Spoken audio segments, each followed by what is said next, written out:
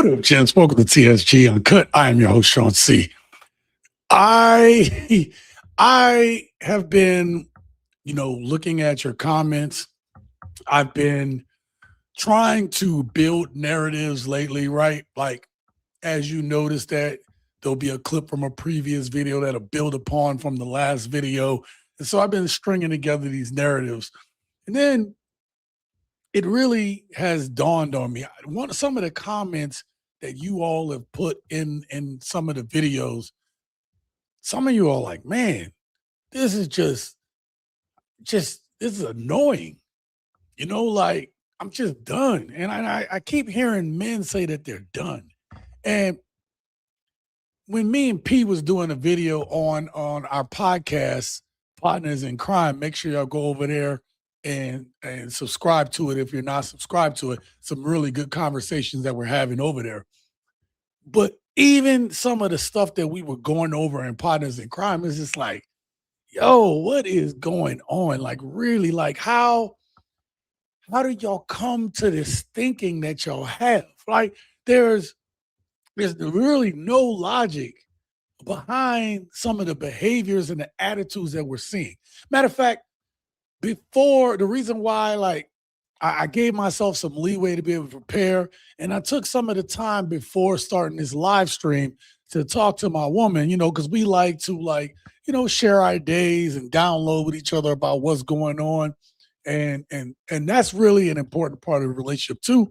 That you have somebody that you can feel that you can talk to about and you can vent about, and even her venting about her boss is just like, when you just hear the way she running things, the way she think, right? There's just like even no accountability there. It baffles me.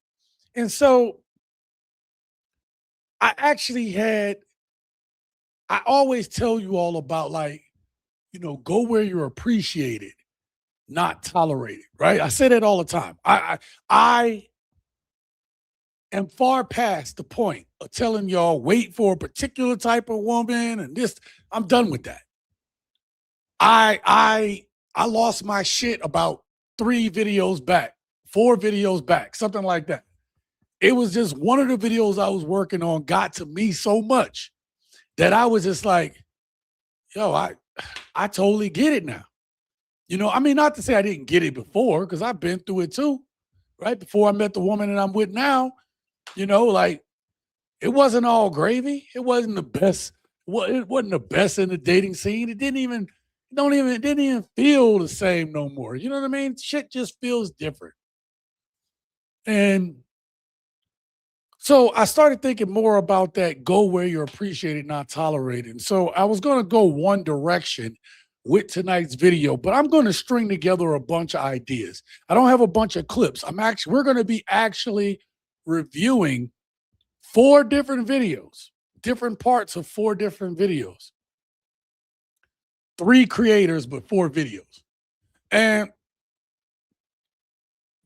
I want y'all to take this journey with me, because we're going to get back to the original point that I made only seconds ago. Looking at all your options. Because the truth is, I understand why men are choosing their peace. I get it. But something is wrong. I showed y'all the mouse experiment because the same thing is happening right now. Men are just disinterested. Women is disinterested. There's a problem.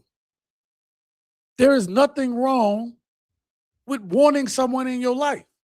The problem that we're seeing now is that nobody wants to work for it. Nobody, I'm not saying, like, when I say work for it, I'm not talking about, I'm talking about the way it should be. That reciprocal energy. If I'm making sure that you're taken care of, why aren't you making sure that I'm taken care of? If I'm thinking about your needs, why is it you're not thinking about my needs? there's a problem when people tell you that wanting your own woman is a problem. I really need y'all to listen to what I'm saying. I'm not saying that not being around people that don't mean you're no good isn't the right thing to do. It's the absolute right thing to do. I'm saying there is a problem that men still want like women. And it seems now that women don't really like men. As I've tried to state, one of the sexes is going against their natural proclivities, their biology. Something inside of them ain't right now. So, as a result, men are feeling disrespected. And tonight, I'm going to piece together a narrative, an argument with these 4 videos that we're going to review. Different snippets. I'm not going to even take up your time too much tonight. If y'all must know, I got a lot of work to do. This is my birthday weekend. So I really need to get ahead on some work so I don't work this weekend. I don't want to work this weekend. Hell, I don't even know if I'm putting out a video on Monday. I don't know yet. Or I could work on that video in the next day or two, and then I don't have to worry about it. The point I'm trying to say is I'm not going to hold y'all up tonight, but I'm also going to take as long as I need to or not need to make sure that we get to one conclusion. And that conclusion is I don't want you to give up. I want you to realize as a man in today's society, you need to exercise all your options, whether that be go your own way, do your own thing. You know, as I said last week, I'm just giving up. Man. If you got to pay for it, do what you got to do. If you got to, look to a different type of woman than you used to, go to another country, go to another area, another region, whatever it takes. What I don't want you to do is to listen to what these other people tell you because it's not natural. I'm not going to sit here and tell you on the channel to do something I don't believe in. Whether y'all agree with me or not, I told y'all in the last video, if y'all don't agree with me, I don't give a shit. I'm going to tell you the truth. Something is wrong. And that's what we're going to explore with our first video tonight. Now, I haven't fully gone through all these videos, but I've gone through enough that I want to pick out a few parts. We'll go through it on the fly. I'll get you up out of here, okay? I got to first say thank you to the gents. I want to give a shout out to the gents. Thank you very much. To my members, first of all, thank you for continuing to rock with me. I actually have a member-only video. I filmed whatever Monday's video with the women hitting the wall. At the end of it, there was actually going to be more to that video. And I said, well, this kind of don't go. And then I had a bunch of tech problems over here. Your video is like, I'd say halfway, pretty much complete. I got a few more editing things I want to do to it, a few other clips I want to add to it. But for my members, I have your video ready, okay? And that video idea came from something my big fam sent to me. And I said, oh, let me screen grab this. So for the members, their mindset on body count is insane. That's what the video is going to be about, body count. You all got to see what I saw online, what my big fam sent me. Y'all got to check it out. So members, you either get your members only video tonight. Well, you're probably going to get it tonight, but you'll definitely get it tomorrow, okay? So thank you all for being members for the channel. And then shout out to the gents. I want to see who's up in here right quick. I'm going to try to run through this real quick. Shout out to Adam. He said people today are taught to be hyper independent instead of finding connection with others. I was thinking about this, Adam, and I'm gonna I need to say this real quick. I was finishing up my workout and I was walking into Smith's, right? And as I was walking in, I saw a family. And this hyper independence, everything pushes everyone to be hyper independent. Everything. Everything is hyper independence. How can I get it? How can I be better? How can I have more? Even when I pulled up, there's this joke that me and my people have that every time I drive out, I leave out of the house, I see a Corvette. Because ever since I said I wanted a Corvette, I see it. Now I don't want the Corvette, and then I keep seeing the goddamn car. Okay, I see this family, and it dawns on me: we've gotten away from family. Everything is. I think one of the powers, one of our strengths, particularly in the Black community, used to be it was a community. I just did that video about the single moms thing and about, moms, kids not, these kids not responding to their parents no more. That's because there's no community. See, and I'm not trying to go, this is a whole different rant. Actually, this could be a whole nother video. The point I'm trying to say is we're not doing things that we would naturally do. And I saw that family and I started thinking, that's it. We know that we're missing the father, the male figure in the household, but we're also missing that sense of duty, that community.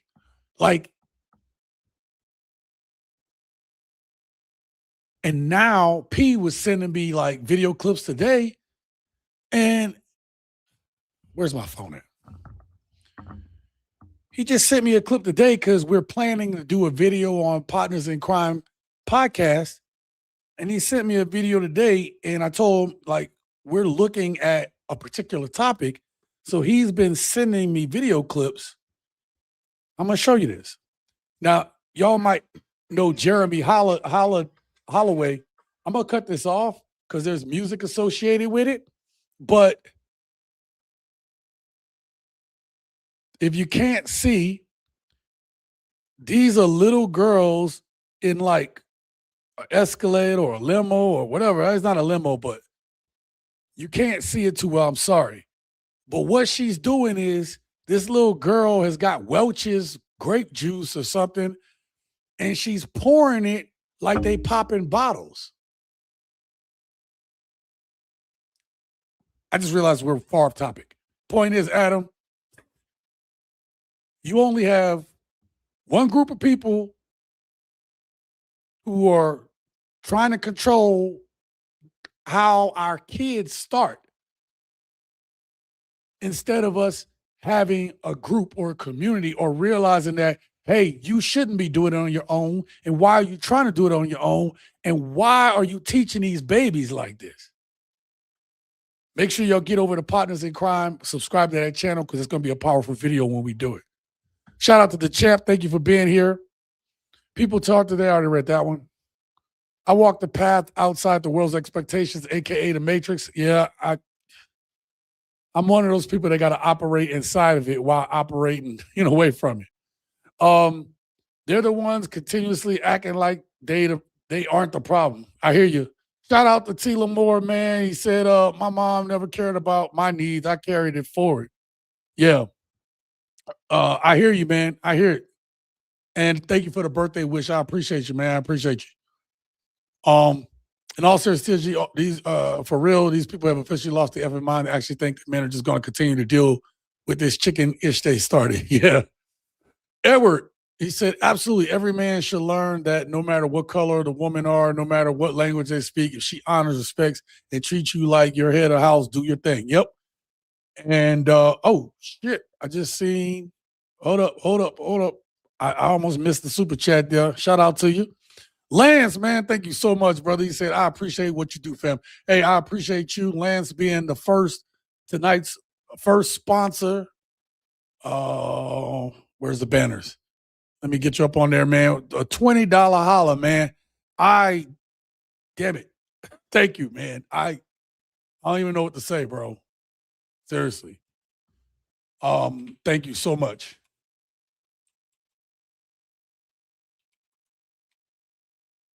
Okay. And I wore the wrong contacts for doing this right here. All right, let's get you down there. Thank you so much, man. Appreciate y'all too, man. Wait till you see tonight's video. It's going to be, like I said, I'm piecing it. We're going to be reviewing multiple videos, but there's very powerful stuff. And Lance, I'm very interested in your thoughts in it, and also the rest of you gents too. What up, King? What's going on? King and I just finished talking. I couldn't get back to you, bro, because I was in the middle of trying to get this going. Shaun dropping gems as usual. Sorry I haven't been there as much life and job, bro. Hey, our boss, I get it. Hey, you're still a gent, man. Even if you catch the videos later, I get it. That's just the way it is sometimes. And we all dealing with this life thing right now, too. Edward says, shake my mother in the head. That's as bad as the prom situation. Young ladies dressing like streetwalkers is sad. I'm glad I don't have daughters. Edward, that's actually what we're going to talk about on Partners in Crime. We're actually going to bring up as a continuation to talk about how these kids are being raised. And even in some cases, you have dads co-signing on it too. Right? Like, I get you want your kids to have more and better and different, but it's just, we'll talk about it. We're gonna talk about it on Partners in Crime. Trust and believe that. Keith, shout out to you. Say happy birthday, brother Shaun C. Thank you so much, man. Appreciate you. May Bowie, happy B-Day, fellow Torian. Okay, I see you. You got me by a couple days, but all right, I see you. Shout out to you too, man. Hey, actually, what today's date is? All right, yeah. Matter of fact, it's crazy. It's my cousin's birthday tomorrow, so I gotta hit him up. And then there's like 4 people who got the same birthday as me. And honestly, your birthday, my birthday, that mid to late 20s, not a lot of people got that as like a birthday. So the fact that over the course of my lifetime, I've accumulated friends who have birthdays on the same day, and we all just say happy birthday to the brothers. We've been doing this for like a couple decades now, man. It's insane. All right, let's get to the video. Again, I'm not gonna hold y'all up. We already been going for 18 minutes. I'll get to y'all comments as we go, but let's start off with the first video. Now, this is from, damn it, I can't remember the channel name, but I'll get back to it in a little bit. Let me see. I want to make sure I give credit where credit is due. Okay, this is by the channel Unfiltered for You Stories. I'm just going to play a little bit for y'all, and then I'm going to respond. Now, what I'm going to show y'all in the first video of the night is just some of the issues that's going along with dating, okay? Just general dating issues that we're seeing. And so I picked this particular clip because I wanted to show that this isn't just happening in the Black community. This is happening in all communities. So this is why I wanted to particularly show y'all this video right here. Put a 1 in the chat if y'all can hear this. This is a question for the men. If you're Hold up. We got to get that closed caption off there. There we go. You're not a man, keep scrolling. Okay, so men, why are we hating women? I'm sorry. You see, gents, how many seconds into this video are we? 10 seconds into the video. And this woman did exactly the same thing that I've showed Black women doing in the videos. I want y'all to know that this is a modern woman problem. Okay? Why do you hate women?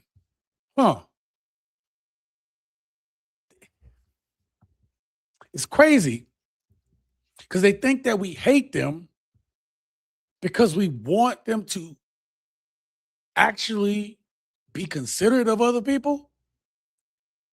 We actually want them to consider their actions. We actually want them to think about somebody other than themselves. And then we have the nerve to talk about it online or talk about it amongst our buddies. Or we decide to withdraw, period, because we don't want to deal with any of it. And then we hate women. Let's continue. Why are we hating women? I just walked out of the restaurant after waiting for 30 minutes, and apparently I just been stood up. So I bought this girl flowers, I booked the restaurant, I booked in Nobu, I set a date and time with her, and I just been stood up. I'm very frustrated, I'm extremely disappointed, but it happens, it is what it is. This is the risk you take when you go out on the dating world. So after this, I'm not going to be dating anymore. It is extreme. So this dude right here, I don't know if y'all heard that last part, but he said, I won't be dating anymore. Now, listen, I would have thought that this dude would have fell under the Chad situation, whatever, and stuff like that. And even the Chads are getting stood up right now. Even the Chads are getting stood up.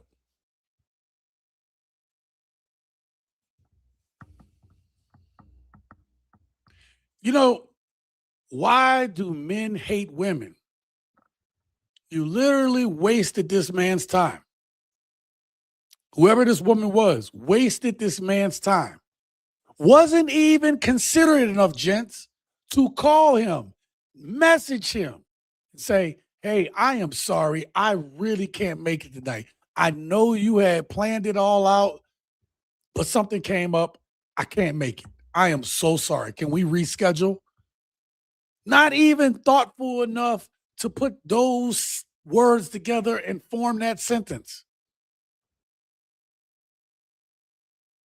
Women talk about how men are doing them wrong and doing this stuff, but these stories are getting more and more common. Like, that man's story ain't nothing crazy, ain't nothing new.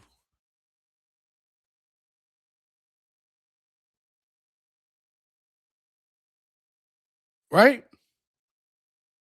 Let's get to the next video. Yeah, this is what happened. I am absolutely convinced that men don't actually want relationships. Like, men want their lives as is. And guess what? You'd be 100% correct in assuming that, because we're done. We're walking away. You see, we've adopted what women have been preaching for the last 50 years. We don't need women. We can take care of ourselves. There's nothing to be gained by being in a relationship. So after 50 years of hearing that used against us, now we've adopted it. And all of a sudden you're upset about it. I'm not sure why. We're just simply following your lead. You got what you wanted. Let's enjoy it. A third of men, 33%, a little over a third of men between the ages of 18 and 29 are not only single, but they're not actively looking for a partner. So I've got a question for the men. So my comments are filled with guys saying we're done. We're not looking. We like our peace. I need some more talk from you guys. Tell me why you're done. You know, I'm seeing more and more of these videos, and honestly, it makes me sad because guys have told women why. We've made it very clear why we're walking away. And we're walking away in droves, and it's only going to get worse because you're not hearing why we're walking away. It's very simple. Yeah. Don't read between the lines. Hear these words. There is absolutely no benefit anymore to being in a relationship with a woman for a man. None. Zero. Zilch. Especially when you consider the risk compared to any potential reward. Roughly 55% of marriages end in divorce, and the guy loses everything. Add into it all the relationships where they weren't married, and the guy lost access to his kids and had to pay mountains of child support, and so on. I'm there. When you really look at it, there's less than a 1 in 4 chance of having a successful relationship. Would you risk everything you have? Would you risk your children and having access to them, knowing you only had a 25% chance of success? I doubt it. Listen, I let him go on for a little bit because it's the truth. This is common to men today. Any women listening, we don't hate y'all. We're just like, hey, this is what you wanted. This is what y'all wanted.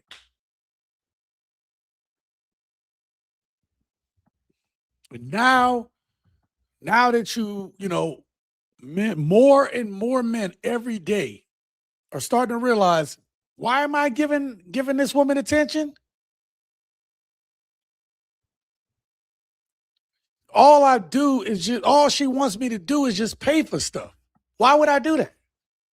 What do I really get? Every now and then I might get a little nook. Okay. What am I doing that for? It's more than just that. And at the risk of, it's funny, I've been thinking about it, something, at the risk of men sounding like we the little bees about it. But it's a crazy world we live in when men are saying, man, you can't even get any affection from these women. Think about how crazy that is. Back in the day, women were like, men not affectionate no more, or men don't know how to get in touch with their feelings. And now women are acting the exact same way that they complain about.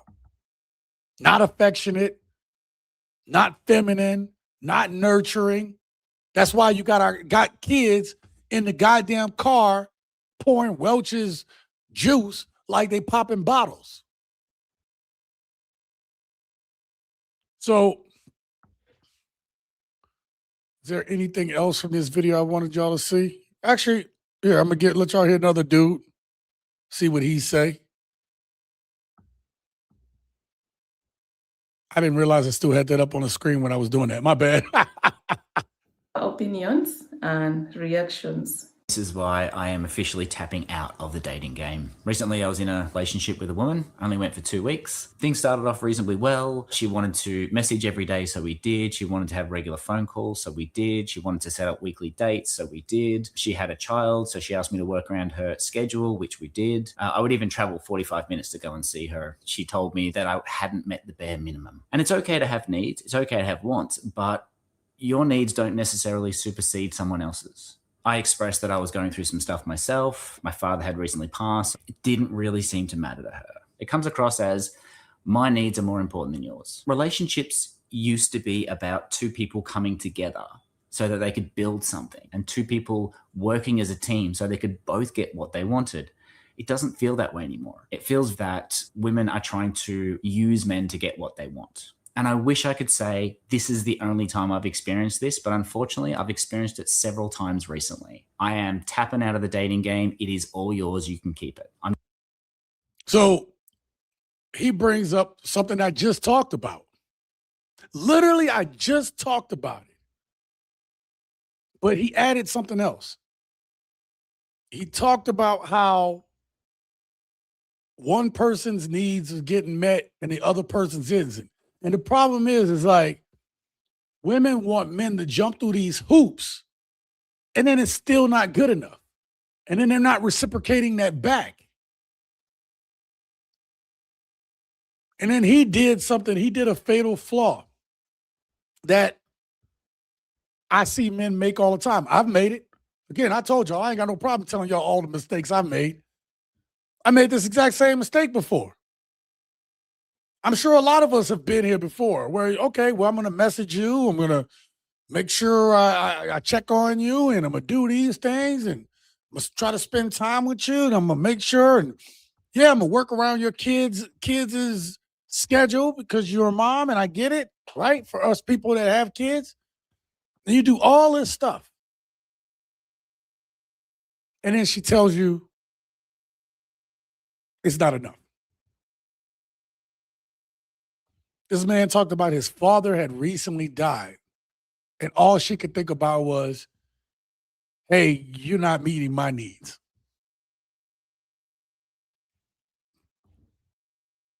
Absolutely insane. Absolutely insane. This is why men are walking away. Absolutely. Where we at on time? Okay. I'm gonna move to the next video, or I'm gonna go through some of your comments, but I'm gonna prep the next video, because the next video is all right. Getting back to John Hope Bryant. The next video is going to specifically bring it to the community, okay? And we'll get to that in a second. Let me get to your comments. I was getting ahead of myself. There's that E word that women lack, empathy. Oh, yep, that's a good one. That is a good one. Grandmother does it all. Hey, what's going on? Oh, my God. How have you been? How have you been? Thank you for being here. I appreciate it.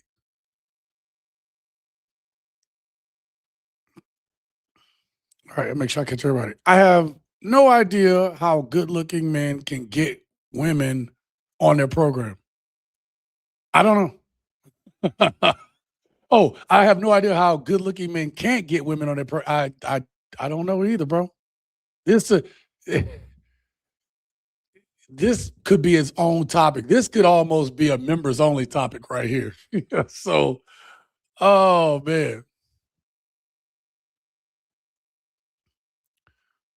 I don't know what women are complaining about. We left them with what they wanted.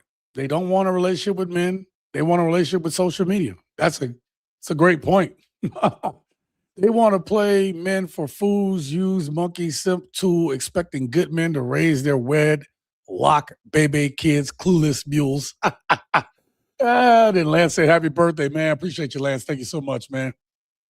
Our boss said the face of someone that got scammed. All right. I'm sorry I'm skipping through. Good to see you. I'm doing well. Okay, that's great. That is great to hear. How those kids doing? How those babies doing? Actually, they probably getting bigger now. Shit.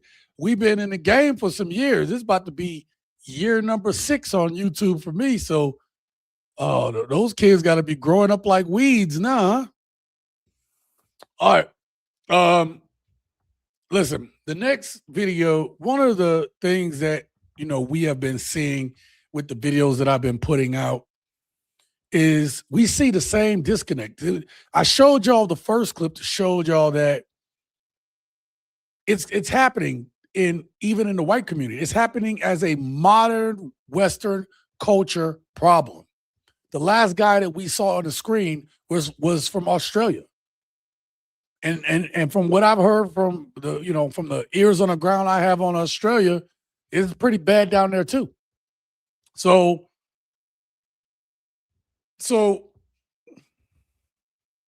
I kind of wanted to take it to something that we've been noticing lately.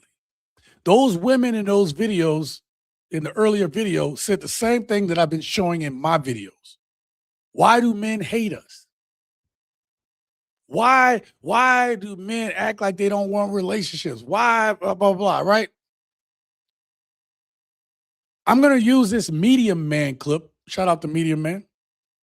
There's a couple parts to the Medium Man clip I want you to see. The numbers, pay attention to it because it's important, but it's not even so much the numbers. I want you to see how instead of us being together, narratives. Well, somebody just said it about the internet thing. They got what they wanted. Who said that? I just passed it. I think King said it, right? Damn it. How did I miss that? Oh, right here. King said, I don't know what they're complaining about. We left them what they wanted. They don't want a relationship with men. They want a relationship with social media. That's a great point, King, because I'm going to connect how the social media is affecting how we're getting looked at. How we could be doing the right stuff. And there's this belief that we're not doing what we're supposed to be doing. Let's check it out. God damn it. There we go. All right, getting back to John Hope Bryant's business plan for America. Point number 3 is racism doesn't work. Financially, racism is a very poor financial choice for the country. Black men, pay attention to this. Our states and cities, and for our families themselves. Listen up. According to a 2020 Citigroup report, racism and bias against blacks alone for the 20-year period from 2000 to 2020 alone cost the U.S. economy approximately $16 trillion. I really want you to think about that. Now, this is not me trying to take it here. There's a point that I'm going to connect these dots here in a second. It's very important. Racism in the country has cost this country $16 trillion over 20 years. Now, this deficit that we've had has been ballooning of recent. 16 trillion would knock that debt down, or before it got crazy up into almost 30s into the 40s, we could have knocked this debt down. We wouldn't even have this huge looming national debt that's basically going to crash this economy. All because people's hate. Now, if you are black and you got this skin color here, you've experienced it at some point, unless you're Lil Wayne. Somehow you could also be from the same city I'm from, and somehow you've never experienced it. Must be nice, okay? But there's a reason I'm showing you this number. I'm showing y'all this number because I want you, Ziggy, office off. Okay. Now I want you to see. We don't need to look at the rest of that. I want you to hear this next part coming up. Hopefully I get it at the right spot. All right, let's go. Hold on, let me show you something. This is a statement from a report. It says, by focusing on closing the black-white jobs gap, we could add about 30 billion annually to black communities and make a significant reduction in black poverty. So let me tell y'all what happened about a year ago. There were black women on these podcasts saying that black men in the United States are costing us $50 billion because of their unemployment, because their unwillingness to work. Y'all remember that? Researchers say the rise of joblessness among black men has become a crisis, and its financial impacts are having a ripple effect. According to a new report from the Make sure y'all look at those comments on the right there. Look what they say. Look what they say about us. Center for Economic and Policy Research, the toll of unemployed black men is costing the U.S. economy about $50 billion a year. Researchers say black men have consistently had the highest annual unemployment rate for the last 20 years. Well, researchers say the rise of joblessness among black men has become a crisis, and its financial impacts are having a ripple effect. According to they are the real welfare queens. Economic and Policy Research, Literally. The toll of unemployed black men is costing the U.S. economy about $50 billion a year. Researchers say black men have consistently had the highest annual unemployment rate for the last 20 years. No resource. Who's been in these spaces for a while where that was the narrative? Because black men don't want to work, we cost the United States $50 billion because they were saying that the U.S. has to spend that money on black men who are just refusing to work to make sure that they're taken care of. So I'm going to stop it there. I played that because I wanted to show that I wanted you to make sure that you saw that beginning part of that study that said that racism in general is costing this country $16 million over the past 20 years. Okay? That's a lot of money. And then you got some report that comes out, and it's it's the narratives. I'm about to land this plane in a second. Y'all got to bear with me on this. There's these narratives. So instead of doing the research and making sure that, hey, that don't sound right. That don't seem accurate. How is it that the data shows that the average black man is making, was considered, this is some old data, but the average black man was considered in the middle class. More than half was considered middle class. Making over $50,000 a year on average. So where's the disparity? Where is these disparities coming from? And then you had the woman that was on that clip. What did she say? Oh, they the real welfare queens. When statistically, that's not even true. So I want you to hear. Let me see. I want you to hear a little bit more because there's a strong point that's about to be made. I'm gonna land this plane in a second. Just bear with me. Here, listen to this out. Show you. This is from Afrotech. It said report says that black men cost the economy $50 billion annually. Here's why. Hold on. This is a black website, mind you. And I told you, aware black men, y'all need to separate yourselves because they don't like us. They don't like straight black men. And then y'all may not be able to see it on your screen. And guess who wrote this article? Bernadette. Her name, Bernadette Giacomazzo. Bernadette Giacomazzo. Thea Camazo?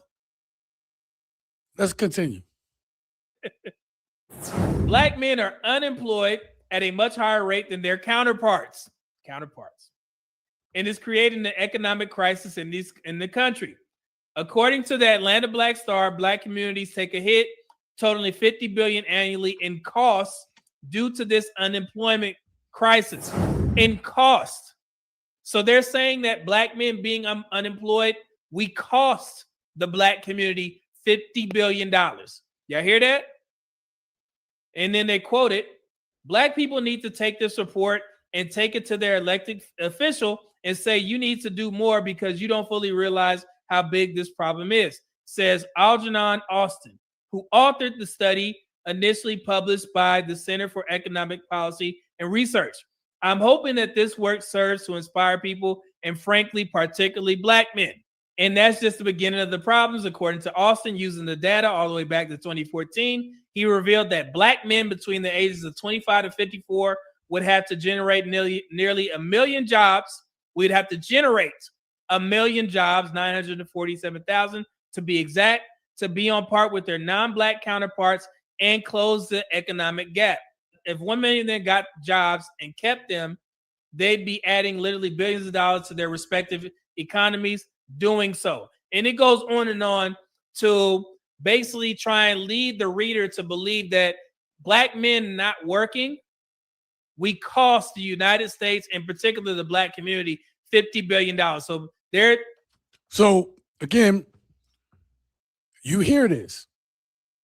These narratives get created, and then you get people, you'll get women to say, well, look what y'all doing and look what y'all ain't doing and why y'all broke and why y'all doing this.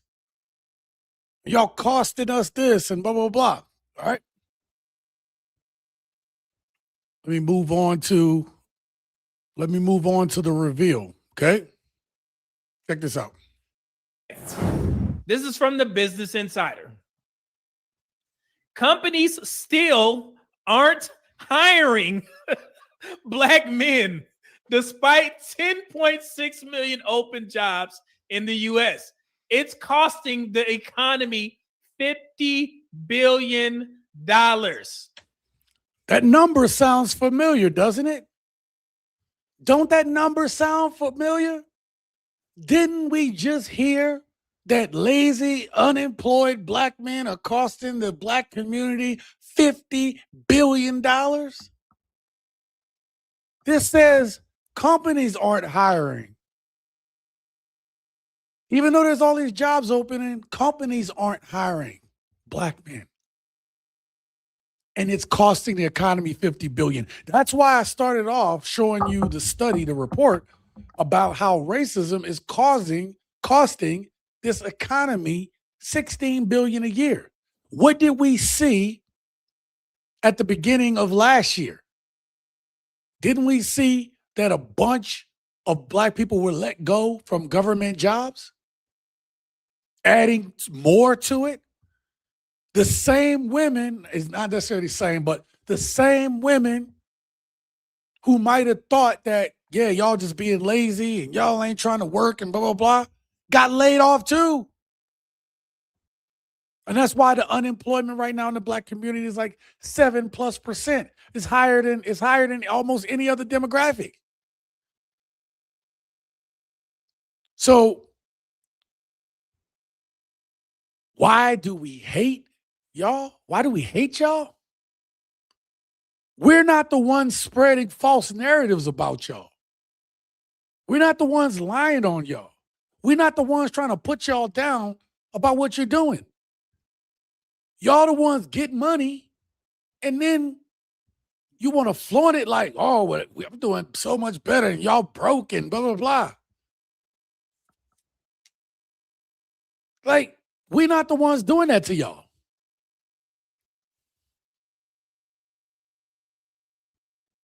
But these narratives right here, and again, this story in and of itself may not seem like it goes with the theme of tonight.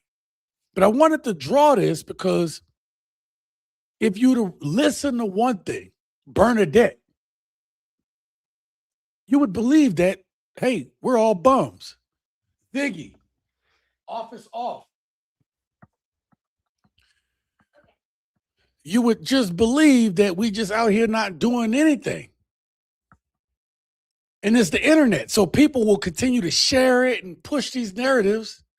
And people that might hate us in our community might want to push those type of narratives because it benefits them, keeps us fighting, keeps us divided. That's why I started off with that report talking about how much racism is causing this, costing this economy. I know brothers going through it. I know brothers that were trying to find jobs and they're getting lowballed. Or they're like, they have all the qualifications and you get 5, 6, 7 interviews. It should never take 7 interviews for you to get a job. It should never take 7 interviews for you to get a job. I can see having a follow-up interview, but I don't understand how you got 7, 8 interviews. This is all becoming more and more common.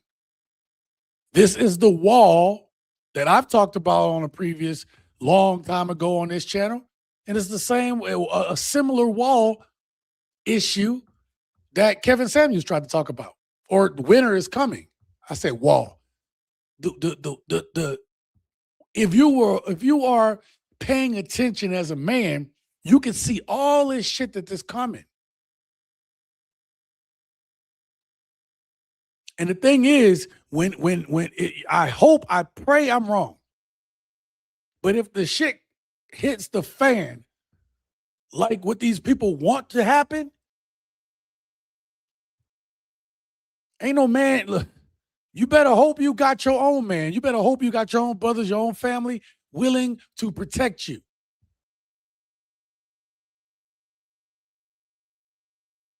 Ain't no man gonna be out there protecting y'all that I can do it myself. Ain't nobody gonna be out there to protect y'all.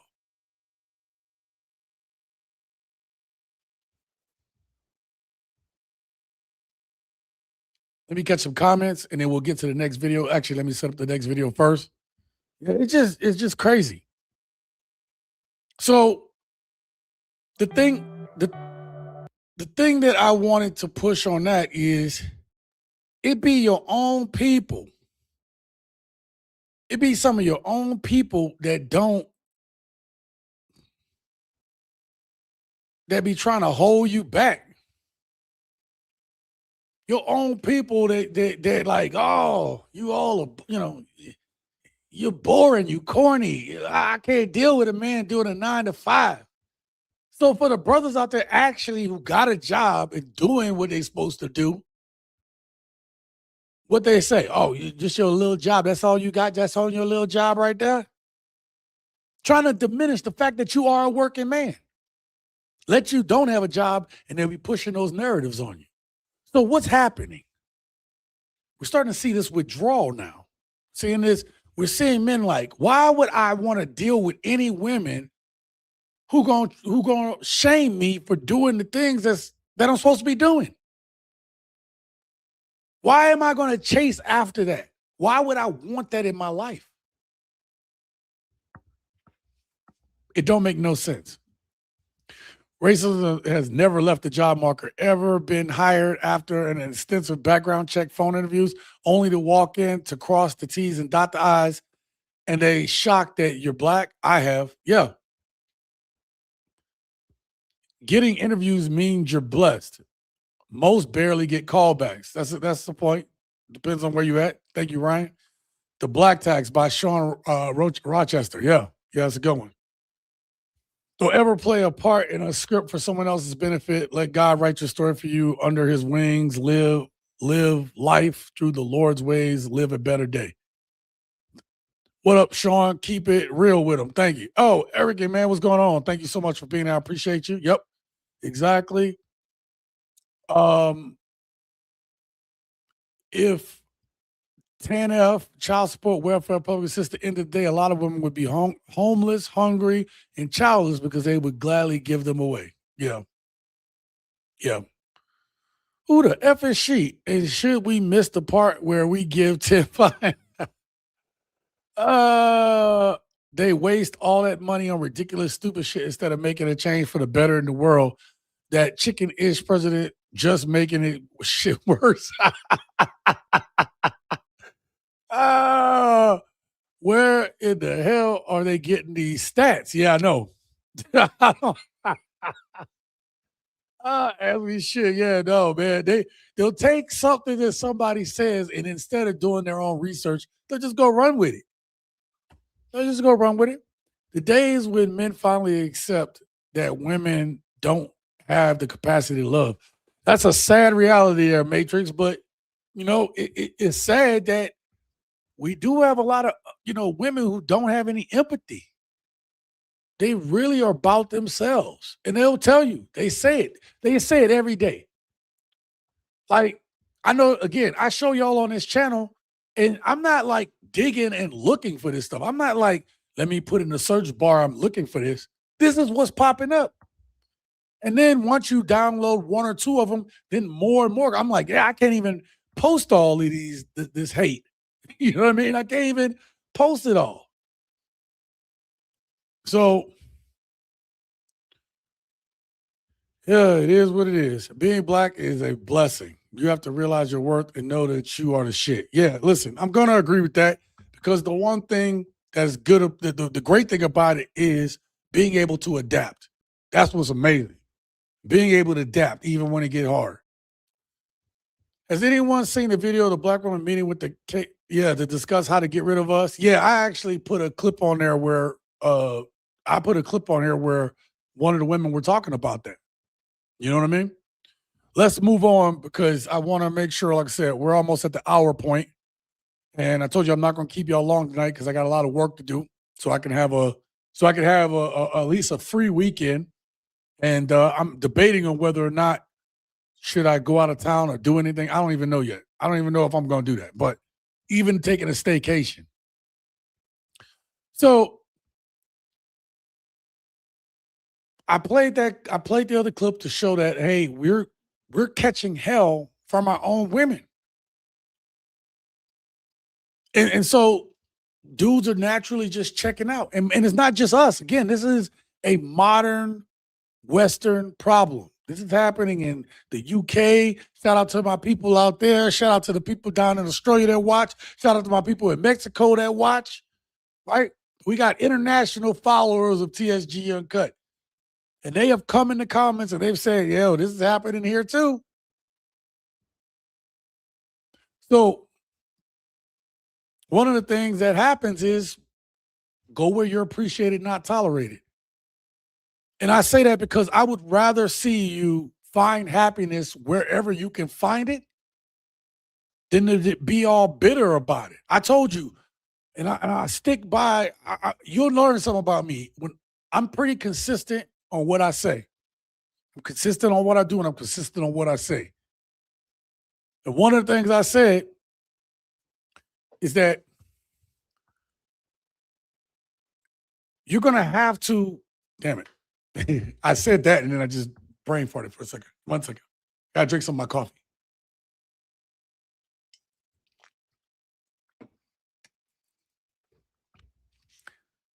You're going to have to expand your horizons out there. You're going to have to not worry about what people say to you because you, like I say all the time, do not hate these women. That's what I say, okay? Do not hate these women, gents. Don't hate them. There's no reason to. And I know y'all really don't.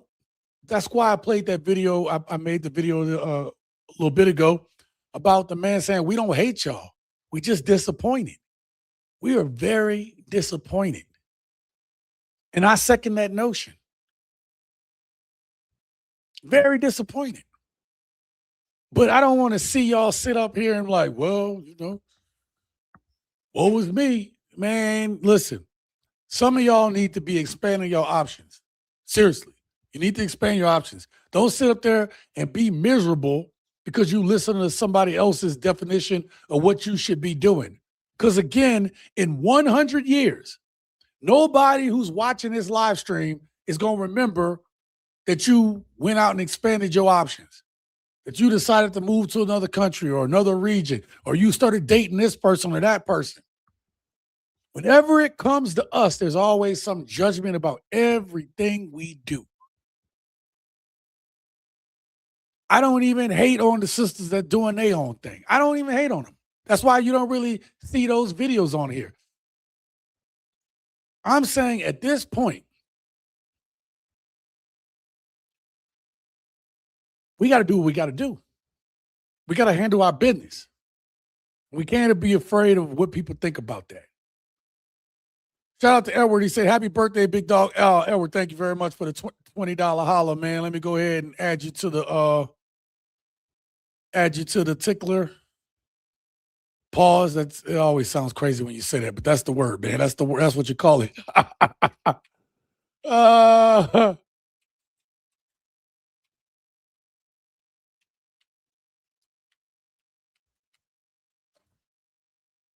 Okay.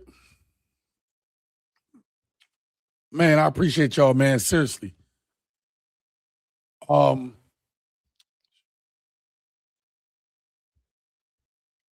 we go. Thank you for being the second sponsor of tonight's video. I appreciate that very much. All right. Listen, I got the next video. I want y'all to see this, okay? Oh, I got to set this video up. So, one of the issues is so many times I hear y'all, I read your comments. I read that some of y'all want to find a woman. I've done polls on this channel. Y'all want to find a good woman, but you can't. It's tough. And then so what happens? What happens is you might go out and find somebody else. You might go find somebody else that lives in a different place, looks a different way, might be another ethnicity, nationality, race. And then you get judged. You get judged for that. And I'm at the point now where I don't care no more. I don't really care. We are at a point right now. You can't have it both ways, ladies. You can't say there's a loneliness epidemic of men, and then when men find somebody that you don't agree with, then you mad that he do it. No, you don't get to have it both ways. And you don't get to police somebody else's life like that. So I found it interesting that shout out to the beautiful Ches Chade. and in her channel, and she addresses this from the perspective of a black woman. I want y'all to hear this real quick. I beg your pardon? Still understand the culture, I understand the struggle of the black greatness. This is a sick Negro. So when I was younger, I used to very much judge black men who dated out. I never really heard their side of the story. I didn't really want to hear their side of the story. I just assumed that if a black man dated out, it's probably because he didn't like black women and because he didn't like his mother. Like, if I'm just being honest, that's what I actually really felt. And it was not until I actually started listening or hearing the perspective of other black men that my perspective changed a little bit. And I started to understand that, look, there are certainly black guys out there who just absolutely, totally, completely traffic in self-hatred. I don't think anybody denies that. But that's not always the case. And if I'm honest as a black woman, right, and I understand cultural values, the things I heard growing up, and the different things that a lot of women are being encouraged to do today, I can honestly say many of us aren't being taught how to value marriage. We're not being taught to look and value good, healthy men. Listen to this. When you think of black masculinity, especially as it's portrayed online and in media, which women are impacted by, black masculinity is usually very associated with something criminal, something exciting. There's this trope, right?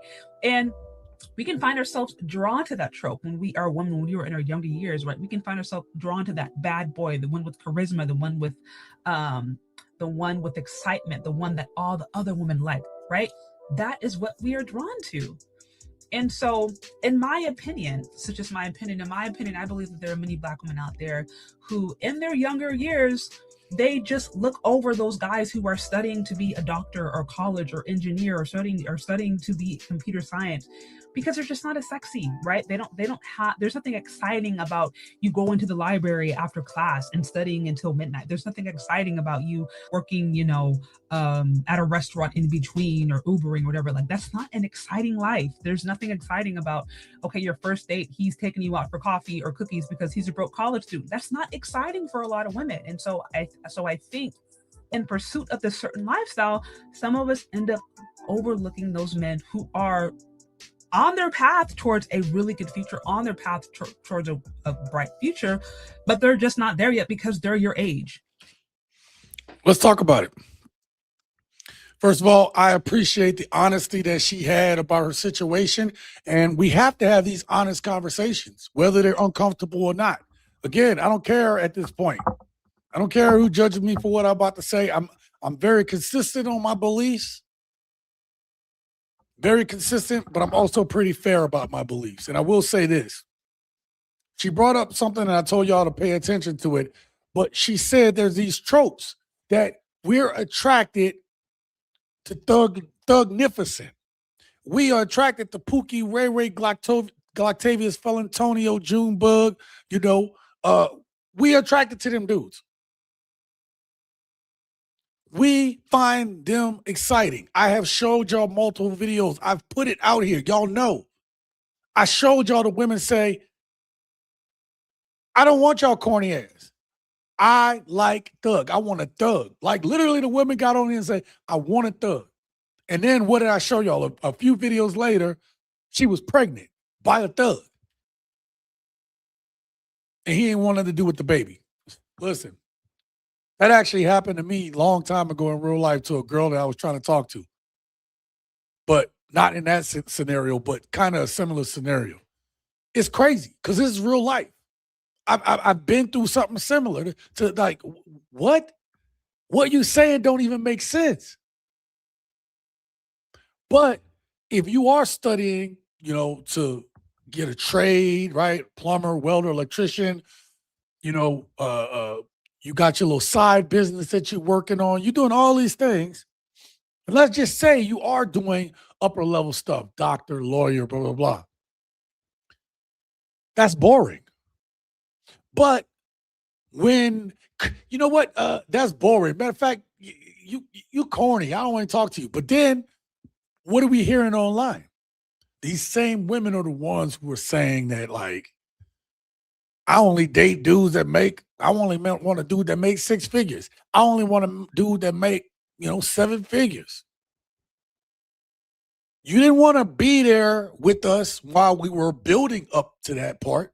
You didn't want to be there with us when we were building up to the 6 and 7 figures. No, y'all want to have fun, get ran through, and then when your clock starts ticking, now you want to shame us for deciding to do what's best for us. And why I showed you these clips is like, again, I appreciate her perspective to honestly talk about the biases that she had. And I'm gonna be nice and call what she had a bias.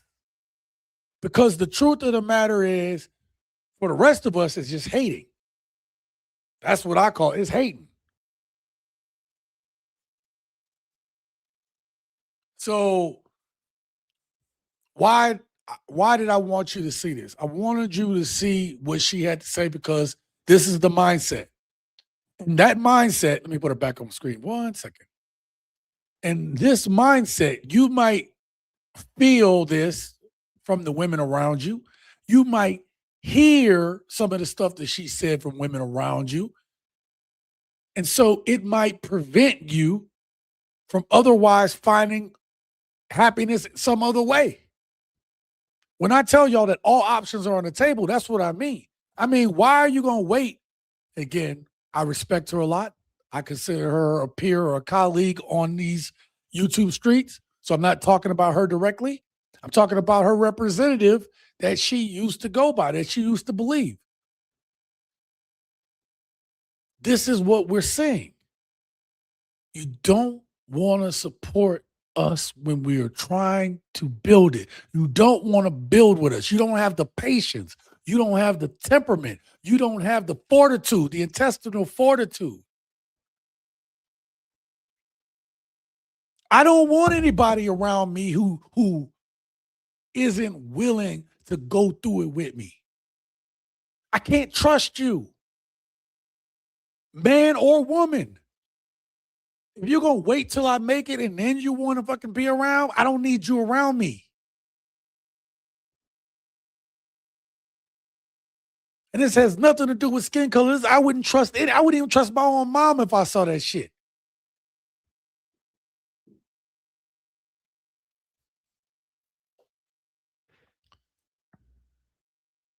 Don't let other people's ignorance stop you from finding your happiness. That's all I'm gonna say. Leotis and Jodicus, they want Chaticus and Bookylicious, the carousel with the lion Lucis. Those same thugs that get them popped in a drive-by or their door kicked in by the feds, then they run to church and expect a corny dude to clean their lives up. Not happening. Yep. Eric says facts. Lonely epidemic, my ass. They're the ones who literally said that they don't need no man. They strong and independent and constantly complaining that the men gave you exactly what you asked for. Exactly. Eric says, I'm pissed because Brad don't have to come up with anything. And she still will date Brad. So I question what's really going on, see? Yeah. Because I feel like the white man and the black woman are in cahoots. Damn it. Okay. I don't want to get too deep in this. This would be a great members-only topic. It really is. It's a great members-only topic. I don't even have my notepad. One second.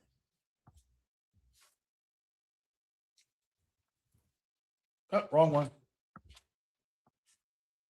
That's the wrong one too. God damn it. How many notebooks I got here? Oh, I was wrong. That was the right notebook. My bad. All right. That's a great topic. Even if I don't cover it members only, it might be good to bring up in another topic. That's a great one. That is.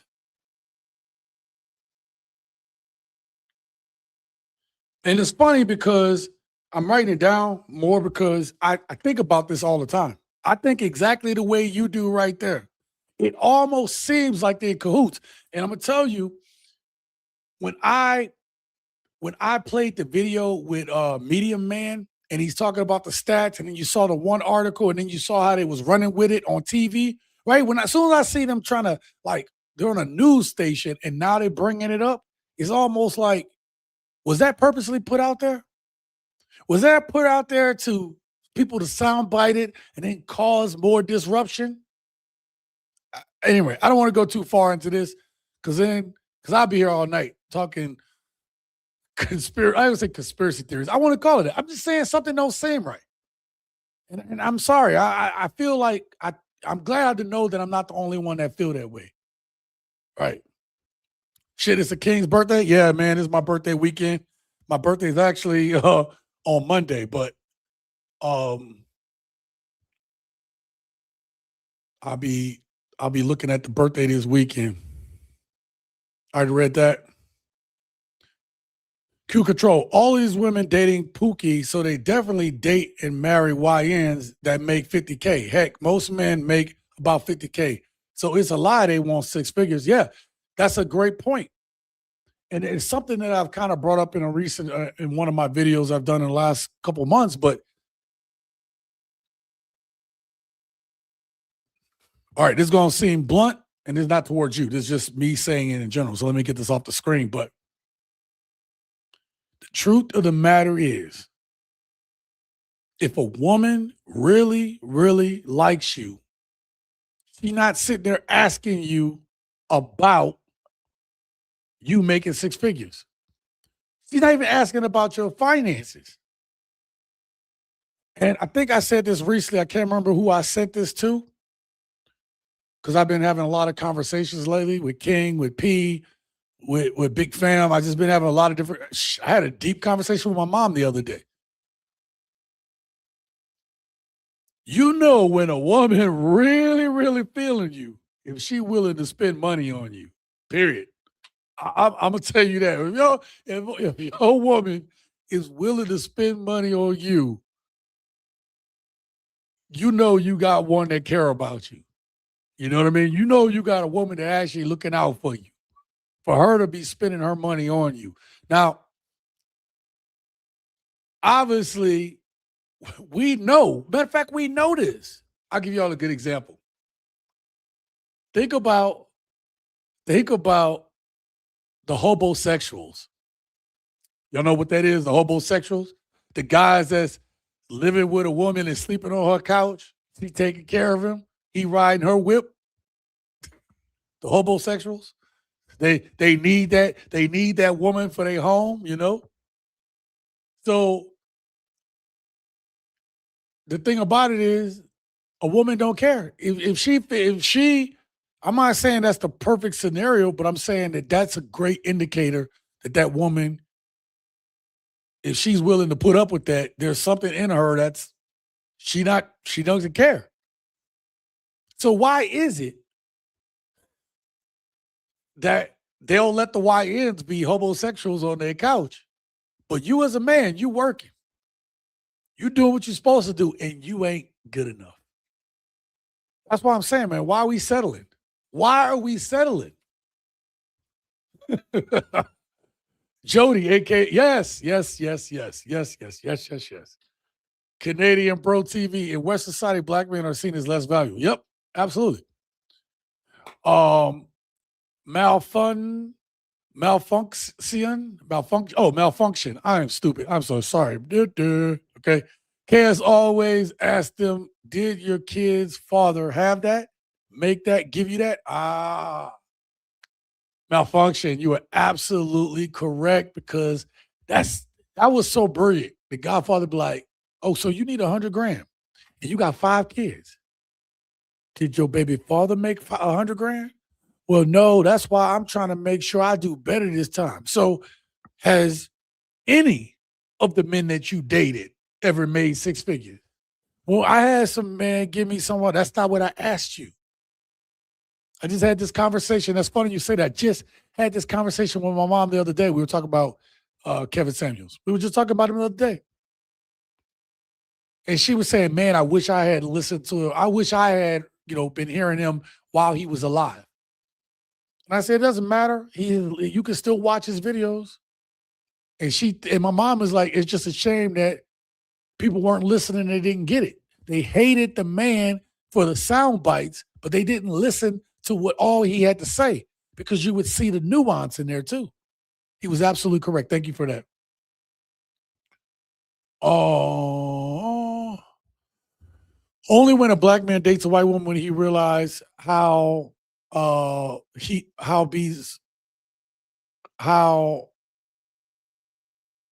how they're supposed to be treating him.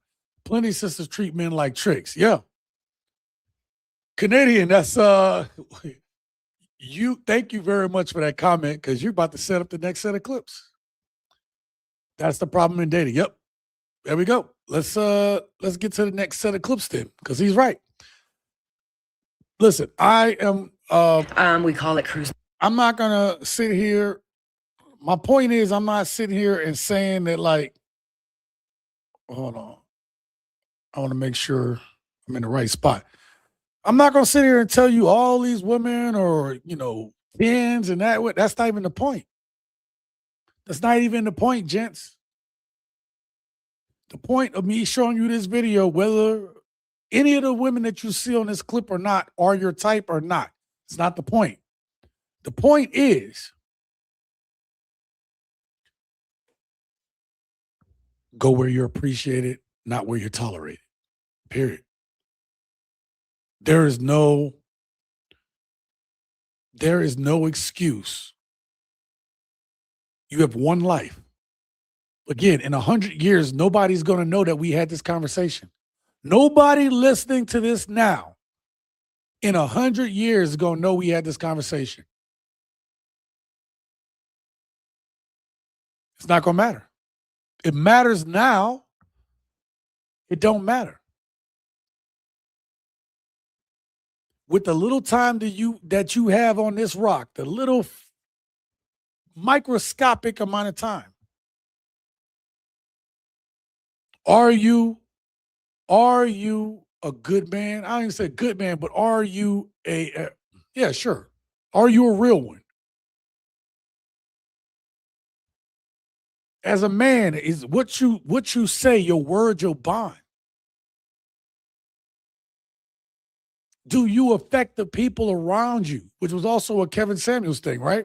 High value men affect the men that's around them, affect the groups that's around them.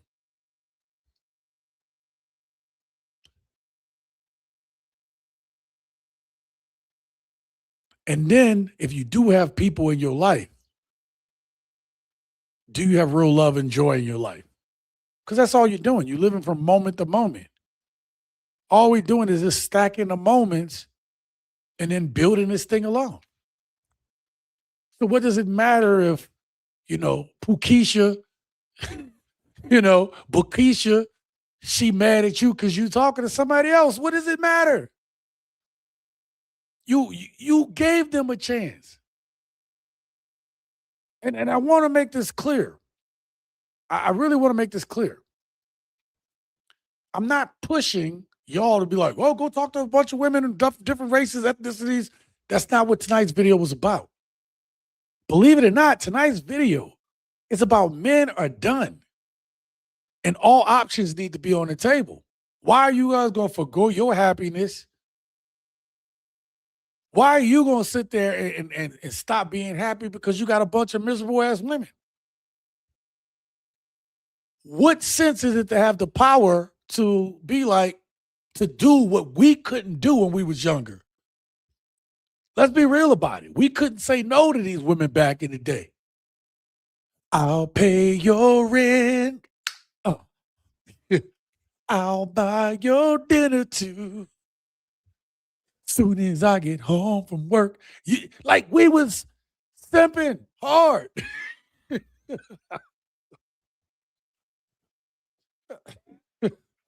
What good is it to do all that? I don't get it, man. Why do that to yourself? So the point I'm trying to say is, man, look, don't let nobody stop you. It's too funny. All right, let's get to the video clip. Let's see what we got. Oh, let me put this on there. Damn it. Exactly. Some of those songs were simp anthems. Yeah. Passport Bros are winning. Yes, they are. Thank you, John. Ryan says the sun, the moon, the mouse. Oh. Listen, I still listen to that music and old school rap. That's it. I've officially become, old. You old when you listen to the same music all the time. When you don't leave a certain amount of decades, you old. Because you don't like the new stuff. And then, there's a certain amount of old that's before your time. But you got your music, your list. You good. I would tell you, if I never heard another new song for the rest of my life, I'm good. My music is good. You know what I mean? Last night. Yeah. Don't start, y'all. Hey, I know we're probably not going to be able to get to a Friday night jam session this month, and I apologize about that. But if we get to one in early May, we'll probably have to talk about simp songs and stuff like that. And just talk about our music or something. I think I have a clip that's perfect to kind of bring back some nostalgia. I was going to use it on PNC, but I'll use it for this channel here. Anyway, let me get to the last clip of the night where we had 1 hour and 20. All right, we're still good. I'm going to play this. I just want y'all to hear some of these explanations that these women give, and then I want to get y'all thoughts, and we'll get up out of here. For me, honestly, it's the color. Like, I like dark. I like dark skin because I like the way it looks against my skin. It's like so different. You know what I mean? I don't know. I just love it. And it's the lips for me. It's the build for me. Like, I don't know. It's just, I like the hair, like the kinky hair. I just love it. There's black men out there that are very like urban, like manhood, like real gangster. And then there's some men out there that are very classy, suited up, you know what I mean? And like GQ status. All women kind of want to be controlled in a way though. Like we want to be hit with the tate quieto, like I got this, you know what I mean? Like I'm going to tell you what's up. I prefer to date black men. This bothers more people than it should. I don't just date black men, but when I share this with other people, they want to know why. Why would a white woman want to date a black man so much? The same reason I would want to date any other race. I don't know what it is, but for some reason, there's a thing with black men and gingers. I don't know. I didn't even know that black men and gingers was a thing. Anyway, put in the comments if you've ever had to deal with that. The gingers, I guess maybe I have talked to a ginger before. Didn't even think about that. Anyway. I do think that there are certain traits and characteristics that black men hold that attract me more and they're attracted to me and we just click and it's a thing. But overall, it just seems that I have a stronger connection and chemistry with black men than other races. All right, let's pass because she's going to talk for a minute. I want to make sure I get enough different perspectives. Is this the same woman? Oh, okay. She got another one. Let's in go. Your head. 5 reasons why I prefer to date a black man. Before getting started, I want to say that 1, not all black men hold these traits. I don't think every black man walking is like this because everyone's a human being in their own person, right? Also, other men from other races can also hold these. This is just my experience for the 100th time. When I am single and dating, I will consider all races. But let's get into it. Reason number 1, dominance and masculinity. And this goes. Stop right there. Let's stop right there for a second. What are we hearing all the time? We are hearing that black men are sassy now. Black men are suspect.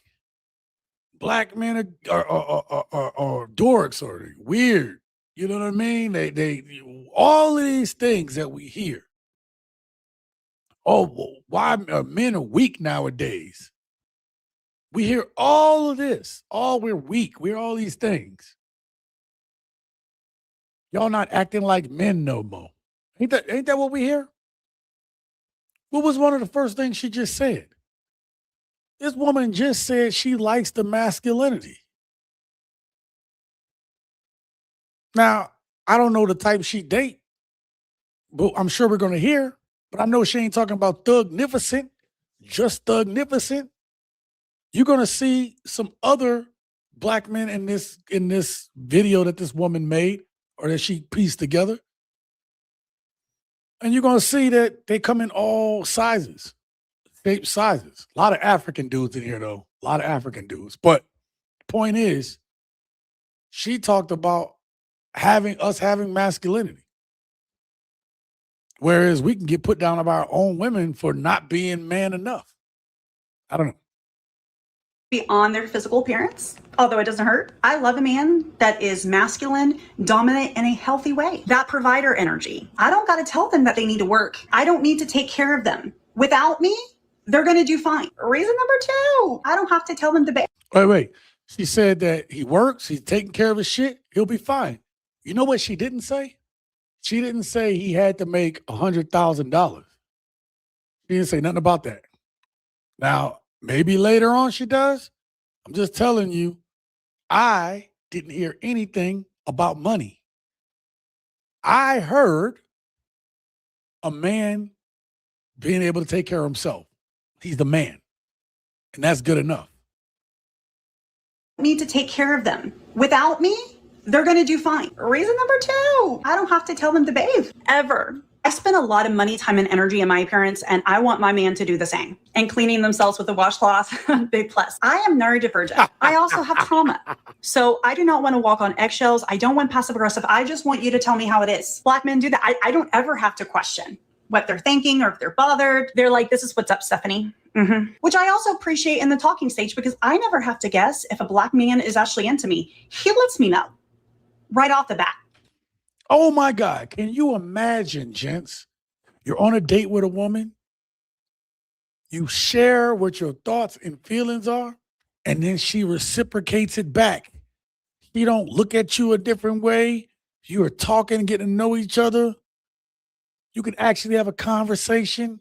You can let her know your thoughts and feelings and she don't freak out. Wait. Ryan said, who not bathing? She said that I don't like, she talk about the people that don't use washcloths, the men who don't wash washcloths. Matter of fact, I want to show y'all something real quick. Oh, sorry, I didn't mean to bring that there. Where did I put this clip at? Nope, I think I know where I put the clip at. I think I put it under partners in crime. Let's go there. Let's go video clips. Oh, nope, not there either. Let's go to my other folder. I want to address what Ryan just said. And where did I put it at? When I show you this, Ryan, I show y'all this. Who not cleaning themselves? I'm about to show you, Ryan. You're about to see. Where did I put these clips at?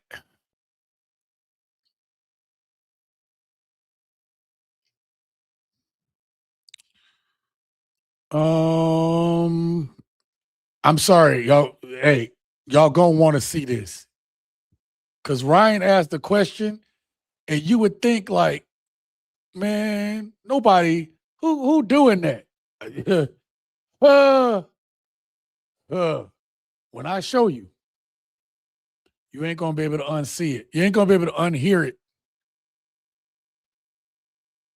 Oh, I gotta find this. I gotta find it.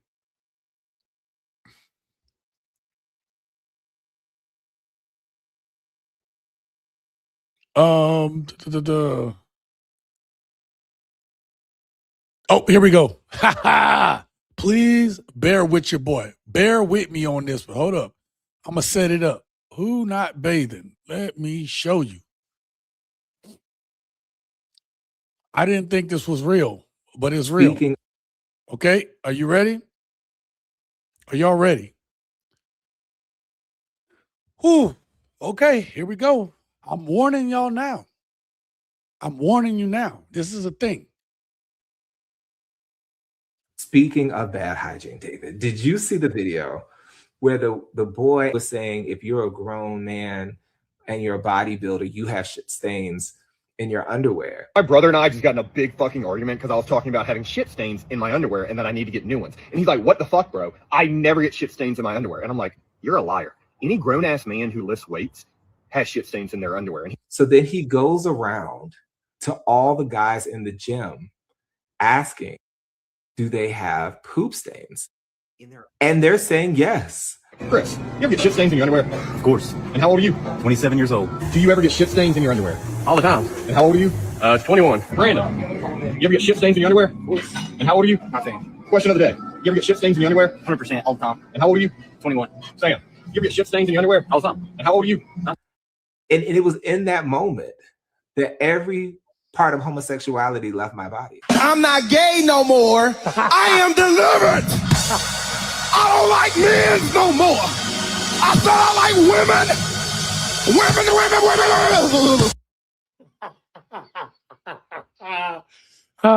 Every time I see that clip, that shit be like, oh, I like women's. I women. I told you y'all wasn't ready for it. So when let me put her back up on the screen. So when she talk about men not cleaning themselves,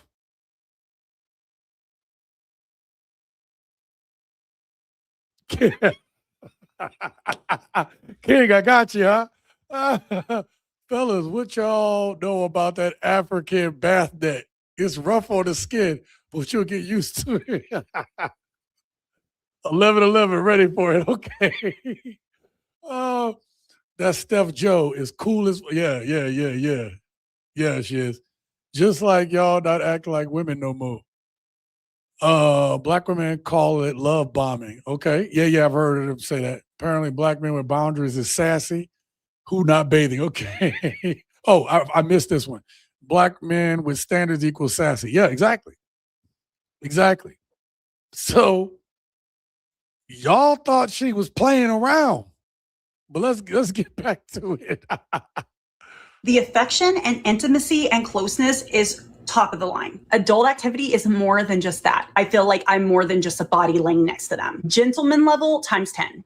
Open the door, open the car door. A year and a half that I've been with my man right now, I have never carried in a bag or a luggage. One time we had to switch rooms and he told me to go lay down and he moved all of our stuff while I just laid in the bed like a little princess. I've never felt disrespected by a black man before. The character values and ethics for me has always been top notch in the black men I've known or dated, like even just friends. Now, again, not every black man's a great man. This is more than 5, but I love a man that's like protective and territorial in a healthy way, not like you're not wearing that kind of thing, but like, that's a lot of skin, Stephanie. It's not for everyone, but I love that. I've always been treated in such a respectful way that it makes me want to return that to them. Boom. That's what I was waiting for. Did you hear that? That's what it is supposed to be like. Again, I don't know this woman. I don't know her relationship. I've seen a few clips of her in the past. But she don't say he's doing for me and it's not good enough or I need more. She said, all of these things that my man does makes me want to do for him. That's the way it should be. It shouldn't be he's just doing all these things and then I'm just laying up and just receiving it. She getting it all right. All right, cool. Sorry. That was too easy. That volleyball went up, I had to spike it.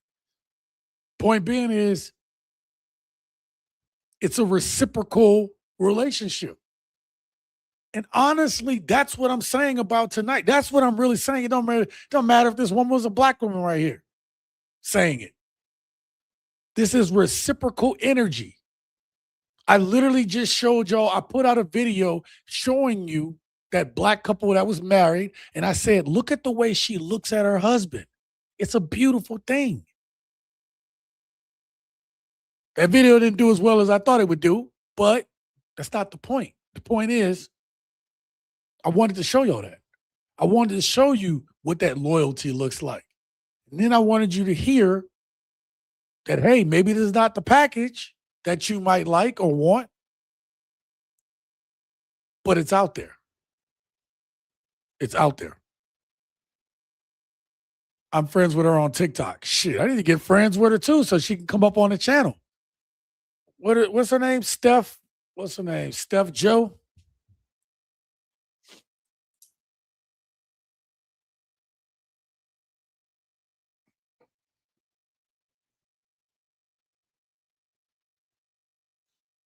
I'm putting some stars and stuff on this, and I'm gonna say collab. I need to start doing more collabs, but you know what? Honestly, man, I don't know. You know why it would turn me off to doing collabs? It's because I've seen too many times where people start doing collabs and then stuff goes on and people talk about people in the background and then it gets messy. I'm not saying this would be her. I'm not saying what I'm just saying that like I don't have the patience for it. And I for sure don't like I don't need any of the drama. I'd rather not even do collabs or, whatever. I'd rather not even do that kind of stuff and then know that my integrity is intact. The way I run things is intact. Now, granted, I'm leaving views on the floor, on the door. I'm leaving views on the floor because of that. But actually, I might try. We'll see. Where did this sense of entitlement come from? That's a long story. That's a long story. Black women lost respect for Black kings simply because of what older women shared about their relationships. They forgot that damn near every Black woman I know was on welfare my entire childhood. Yeah, no, listen, that's an excellent point. And I think it was one of the points that one of the gents made earlier about, is there a collab going on or is there like I used the collab, but is there some type of, it almost seems to Black men like Black women are working with the government against Black men. I'm not saying that's exactly happening, but I'm telling you from doing this for many years and reading tens and thousands, I've probably read 100,000 comments by this time. So, I will say tens of thousands of comments and men feel this way, and it's a shame. Yes. Yep. Yeah. I think me and my mom was talking about that too the other day. And the thing that we were talking about was about exactly that. We were talking about the dad video, well, the single mom, the dad video, right? And she was saying, my mom was telling me about my grandfather because he died when I was 2. And I have one memory of him. So she said that I love my dad. I wanted to spend as much time with my dad as possible. And she said, my grandmother, your great grandmother, at times was trying to keep us away from our own dad. Even though my grandmother was out doing her thing, she was like the first wave of modern woman out there having fun, living her best life. And my grandfather was the one who was keeping the family together, as my grandmother was off doing what the hell she wanted to do. And so my grandfather was being held back at times from his kids. He had my mom and aunts and uncle at times, and at times he didn't. And my mom was like, I just wanted my dad. So I bring that up to say that if we look at where we're at, and statistically, we're in a generation, this has nothing to do with color, but we're in a generation now, the youngest generations are slated to do worse than the previous generation. That's never happened before. Every other generation has done better than the preceding generation except now. What's changed? What has changed? We don't have fathers in the home. We don't have real men teaching our kids that it's not okay for your kids to ride around in a limo pretending that they popping bottles as little girls. Again, go over to Partners in Crime Podcast. We will be doing a video on that soon. So you're going to want to subscribe to that channel. Okay. I only want to catch a couple more of these. And then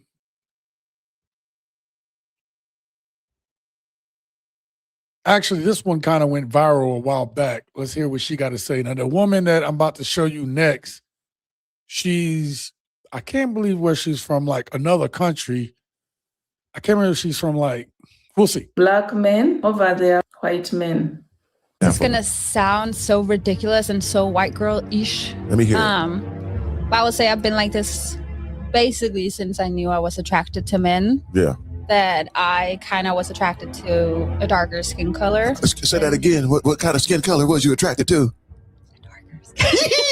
Black man, we win again. We are the superheroes of the earth. I used to play soccer, right? Okay. And there is not a lot of black men in Denmark. Right. We have a little bit, Denmark. but it's not like here. It ain't American black. No. It ain't the same. At all. So, like, looking back, I'm like, where did I get this, like, itch from?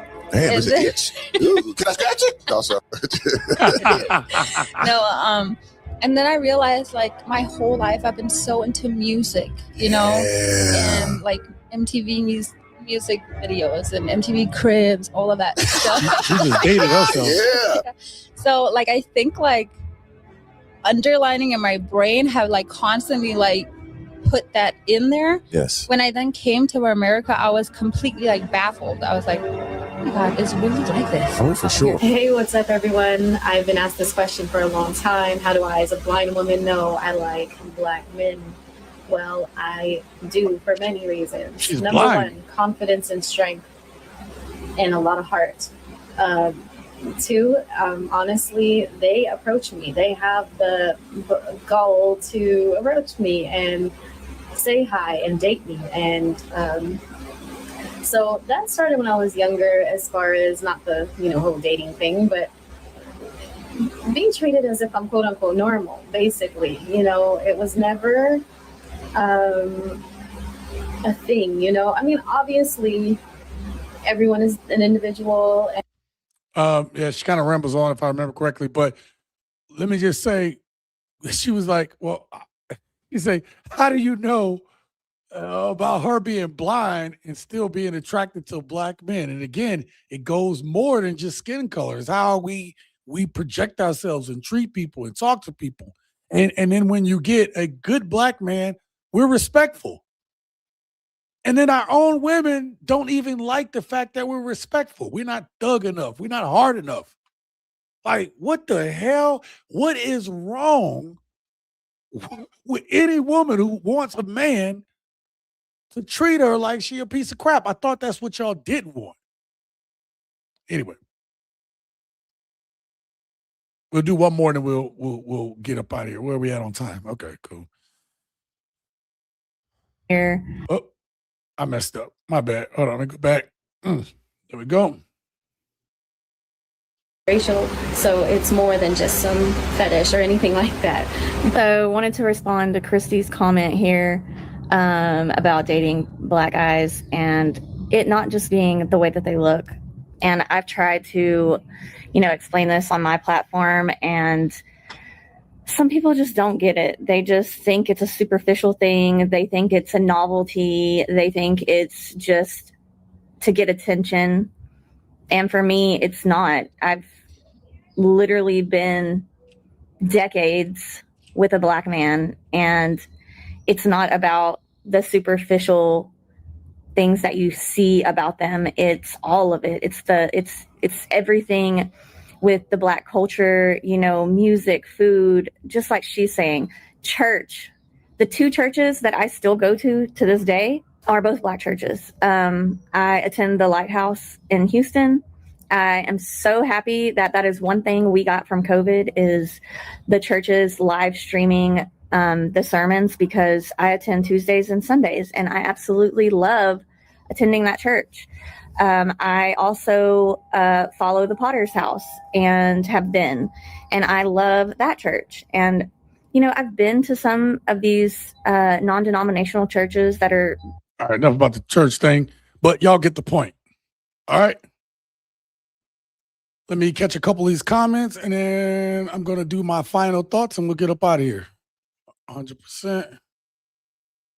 The sense of entitlement comes from delusional thinking. Yeah.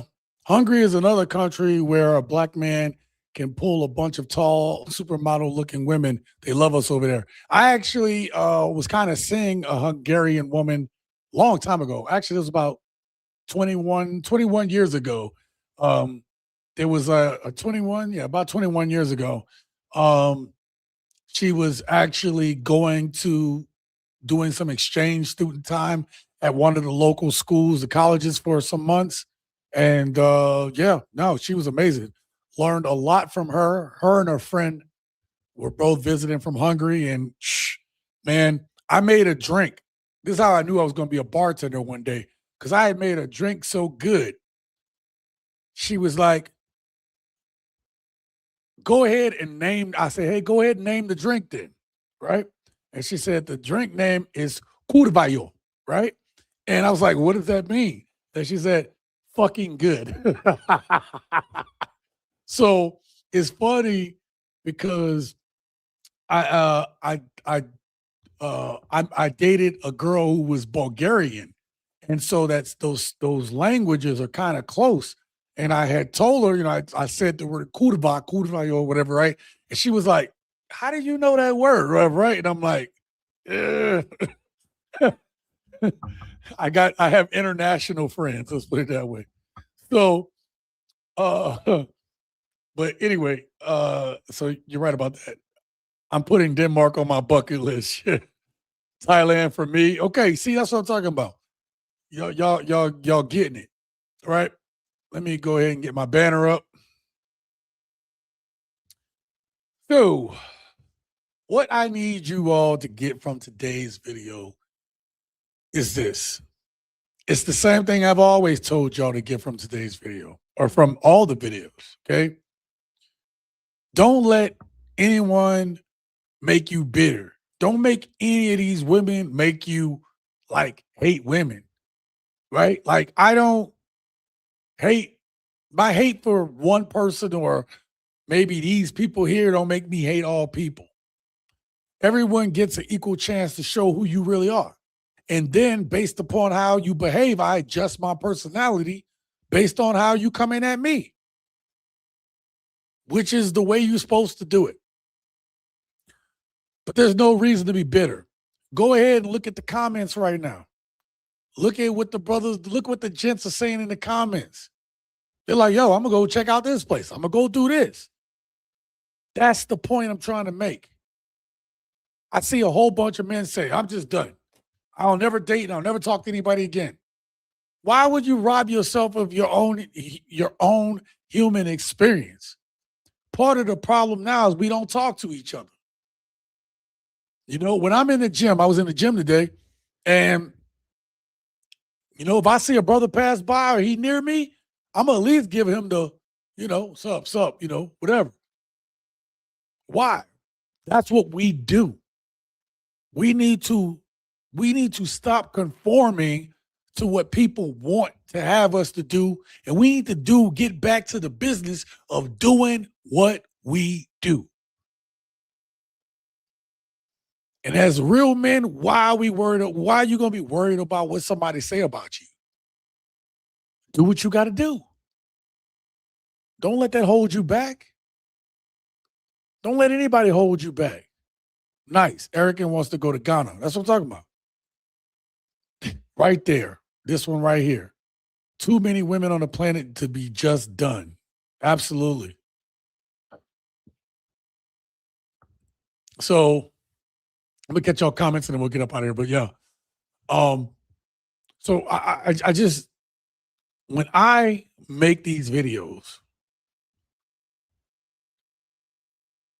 don't get mad, don't get upset. Unless I'm showing you like these mothers out here training their kids to be 304s. Then get mad. Get really angry at that shit. But when you hear these women talking crap, just, man, laugh at it. Even if you go look at the bottom of my channel, I call it an entertainment channel because, listen, we're going to learn from each other. But at this point, let's laugh at it. And then I want to hear y'all success stories. You know what I mean? Like if you go ahead and you do some stuff, that's why when we got brothers we got gents on the channel that like, that we don't always hear from. Why? Because they're off living their best life. That's what I want you to do. I mean, I want you to support the channel too. But I mean, go ahead and live your life, man. Don't let these people hold your ass back because they hating, because they're miserable. We got this old saying, I'm a Louisiana boy. Okay. And we got blue crab down in New Orleans, right? That's the little crab that you put in the gumbo. It's so good, right? If you've had blue crab, Gulf shrimp, you know what I'm talking about. But when you catch those crabs and you watch them, we talk the crab trying to get out, and then another crab pull them back down. And that's why you never got to worry about them escaping, because most of the time they pull each other back down. And we have a country, we have a community, much less a country, of people that when you're trying to escape, they want to pull you back down. They want you to be where they are at. And it goes back to what Medium Man said. We could have trillions of dollars. We don't have to worry about being financially insolvent in this country. But why are we? Because of people hating ass. Because of racism, because of people like mad because somebody getting something that they think they should have, or I don't want you to have it. I want it, but I don't want you to have it, so I'd rather none of us get it. Ain't that the same thing that's going on in this dating market right now? Women want to be able to date who they want to date. They don't want to be judged for it, but let you go date somebody who they don't want you to date, and then they get pissed about it. It's the same situation. So that's why I don't worry about what people say, man. I'm not going to sit here and be miserable because they miserable. That's stupid. That's stupid. And I'm going to leave y'all with one other thing before I catch these comments. I did 20 years in the military. And my son's mom, my most recent ex, I say recent, it ain't recent, but you know what I mean, he wanted me to move to the state that her and her husband live in. Now, the state that they live in is his home state. So for 20 years, I've been going wherever the military wanted me to go. Everywhere. Had no choice. Even like my last duty station when I was in Hawaii. I didn't want to go to Hawaii. My kids were in Washington State. Why would I leave the state to go 3,000 miles away from my kids again? And they were like, yeah, you got to go. We don't really care. We need you there. So I get out, and now my ex is giving me crap because I don't want to move to the state where they at. Oh, well, you should want to be around your kid. Well, I do. But why is it that your man, who also was in the military, gets to retire where he wants to and near his people, but when I retire, you want me to move to a place that I've never lived before? Why am I telling you this story? Because people are going to judge you for what you do regardless. The only opinion that matters other than my own is that my son understands. Period. End of story. He understands it. And that's good enough with me. But I'm not about to I've sacrificed for everybody in my family, even for my ex. Sacrificed a lot, actually. So I don't give a shit if you mad because I don't do what you want me to do. This is the same mentality I want you all to take. You've given your life to do certain things. Why are you worried about what people think about you now? I sacrificed 20 years to this country. I don't give a shit what y'all think. I'm going to do what Shaun going to do. Period. End of story. when this channel first started and was Shaun is doing his little YouTube thing. It's just this little YouTube thing. In June, it'll be 6 years. This little YouTube thing. It's mine. It is mine. And nobody can take that from me. And let me tell you, man, I get frustrated with doing this shit sometimes. You know what I mean? Like when I put out a video showing you how these couples look and it don't do well, yeah, I get a little frustrated. I'm not blaming anybody who's watching right now. I'm just trying to tell you, yeah, I get a little frustrated. But I'm proud of the work that I'm doing. And it's mine. And that feeling, you can't take that away from me because I did it. I have survived it. And what I'm trying to tell you is, I'm saying all this to say, go do you. Do you and be fine with it. It don't matter what they say. It's yours. It's your life. Make sure that you live your best life. There you go. So that was my thoughts. Let me read a couple comments. Be like Jesus and walk your own path no matter what people think or say. And this is why, Edward, that we always talk about gents being on their purpose. Because when you're on your purpose, you are walking your path. And God will order your steps for you. Again, I'm not really religious or anything like that, but Romans 8:28 says, all things work for good to them who love God, to them who are the called according to his purpose. If you're doing what you got to do, it's going to work out. I fully believe that. Bro, the sacrifices never end, even when they don't know that you're doing it. Yeah. Yeah. But they are the recipients of it. Yes. And this is why, King, that I try to have these conversations, particularly with my mom, but we already know each other. We're like old shoes, right? But that's why whenever I talk to my kids, I try to give them something that I didn't have with my dad. And that's, I always talk to them like plainly. I always talk to them so that they know and have an understanding of who their dad is.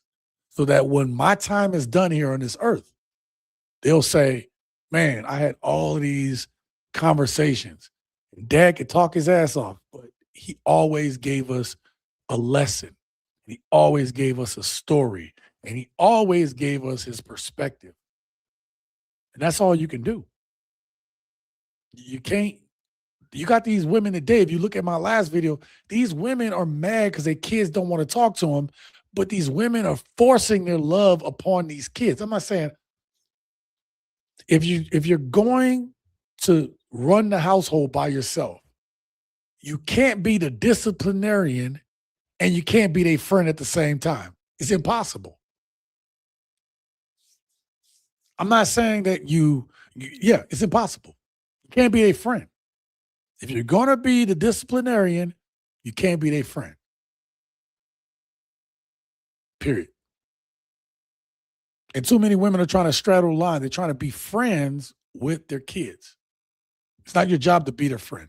It's not to say you shouldn't have a close relationship. That is completely different. Too many women are trying to get the favor of their kids. Just like that old lady said, sorry, I said old lady, but that lady said in the last video, she said, I spoiled my kids. Now they're not doing it for me, which is sad. Thank you, King, for that one. Facts on the comment above. Black women ran y'all black kings off just to turn around and date women. They can't keep women out of the down. I'm going to put this one back up. I'm alone, but I'm not lonely. Big difference. And that's it. That's exactly it. And this right here is what's happening with a lot of men today. A lot of men are maybe alone, but they're not lonely. And again, a lot of black men are not lonely. We hear this, male loneliness epidemic, and it's not us. I'm not saying there's not some lonely black men. There's exceptions to every rule. But I'm saying it's not us in general. We okay. I laugh all the time. Me too, man.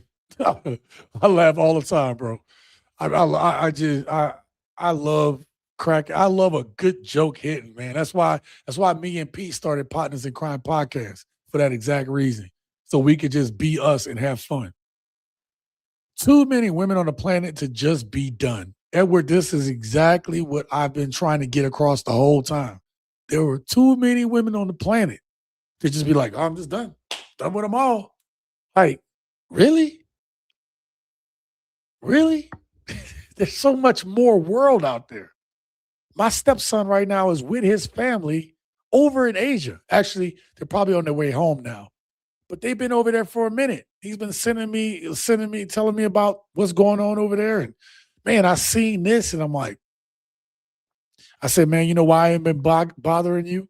He been texting me, but I said, you know why I've been bothering you? Because I want you to take all of that in. You are a good man. You are a good father. You are a great husband, and you are a good person. You deserve everything. And yeah, there's some problems going on with, your side of the family, but that ain't your problem. Enjoy your time with your family. Those problems will be there when you get back.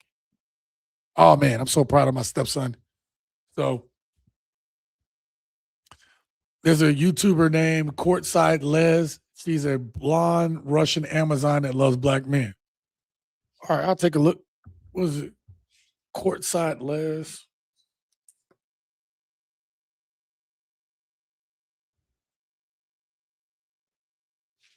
Okay.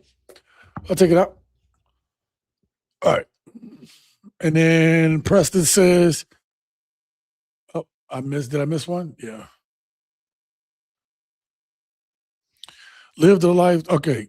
Did I read that? Live the life that you have. No one can live it for you. Absolutely. Same here. I'm an app developer and got hated on so bad. See, radio DJ, content creator, artist, all. And when I return, boy, oh boy, exactly, man. That's exactly the mindset you got to have, bro. Thank you, Preston. I appreciate it. That's why I rock with y'all, too. You can't be no one else but you. Exactly. Bombs, yeah. Just like martial artists that teach the art of self-defense, you teach the art of truth. I would rather be known for teaching the art of discipline. Like, there was a young man that I know.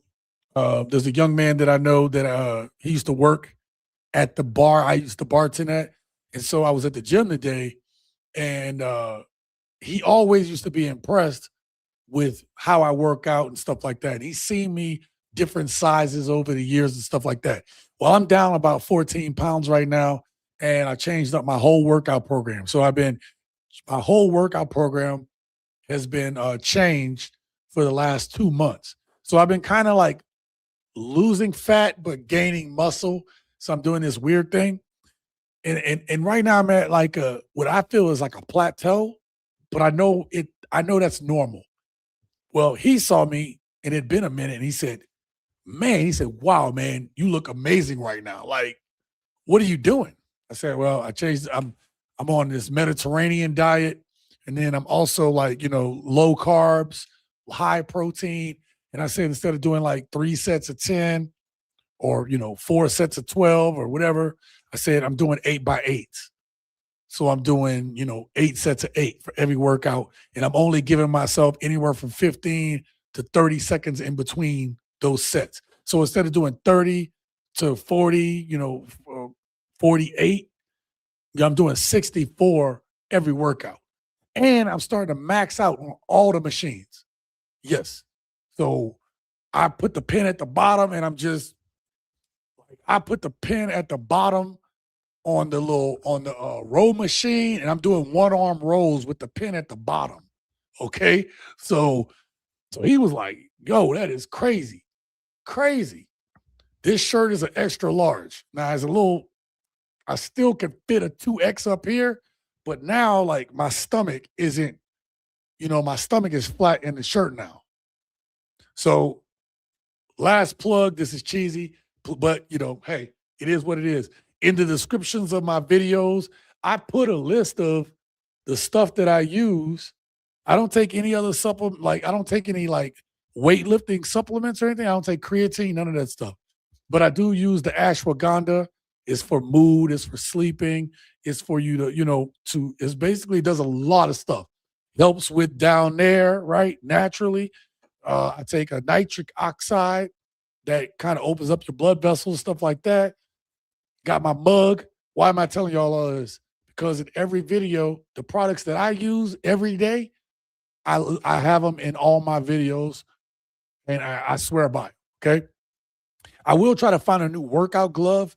The one I have is good, but I think, and I like it, don't get me wrong. I like the freedom that it gives me, but I like to switch it up to something else. There's something else I'm looking for in my workout gloves. But anyway, all the stuff that I use is in that stuff. Check it out when you get a chance. Listen, gents, thank you all for rocking with me. I did kind of go a little longer than I wanted to, but I'm going to tell you, I enjoyed it. I have one last question before we get out of here, since we got 46 of y'all in here. I'm going to type it up, and I want to see what y'all comments are, because I know some of y'all rock with it. I know some of y'all don't. This is going to be the question of the day. I'm going to write it down because I want...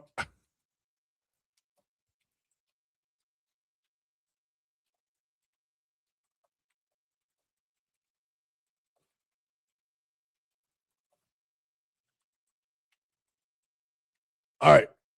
Here's about to be question of the day. Here it is. Question of the day. Who is your NFL team, and are you looking forward to the NFL draft tomorrow? Okay? That's the question of the day. We'll keep it simple. Listen, I get it. Some people are like, I'm done with the NFL, and I get it. It's funny because I follow it, but I also don't let it consume me as far as watching it. I honestly, I've watched the whole NFL season of just highlights. And the reason is you can watch all the teams in the same amount of time it takes you to watch one team, which is 3 hours. You can watch every highlight from every team, every game played, and it takes 3 hours. I'm telling you. It's a better way to watch the NFL because I actually get to see more. So let's see what y'all got on these answers.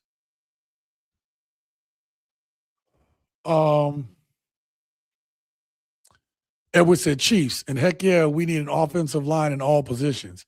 So it's funny. Let me ask you a question, Edward. You say y'all need offensive line, but everybody that has the mock drafts, why is it that everybody that's doing the mock draft saying that you all aren't looking for offensive line? Everybody has the Chiefs mocked like a defensive player. What's up with that?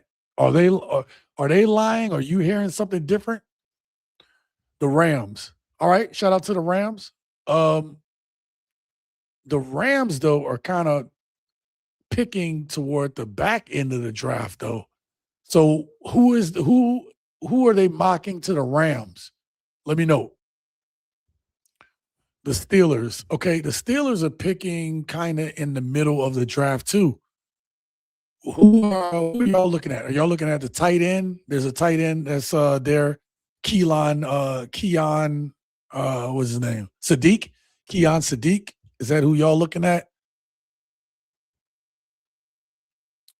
You watch the UFL? No, I don't have enough time to watch. I barely have enough time to watch TV, which is why I got to watch. That's why I got to watch football on YouTube through watching highlights. I just don't have enough time. The natural shits work for me. Yeah. Again, that's why this is a plant-based one, pattern wellness ashwagandha. And I tell you, I swear by it. I seriously do. But that's why I got off of creatine and all stuff like that. So I don't take any creatine. I don't take any protein powder. I just eat protein. I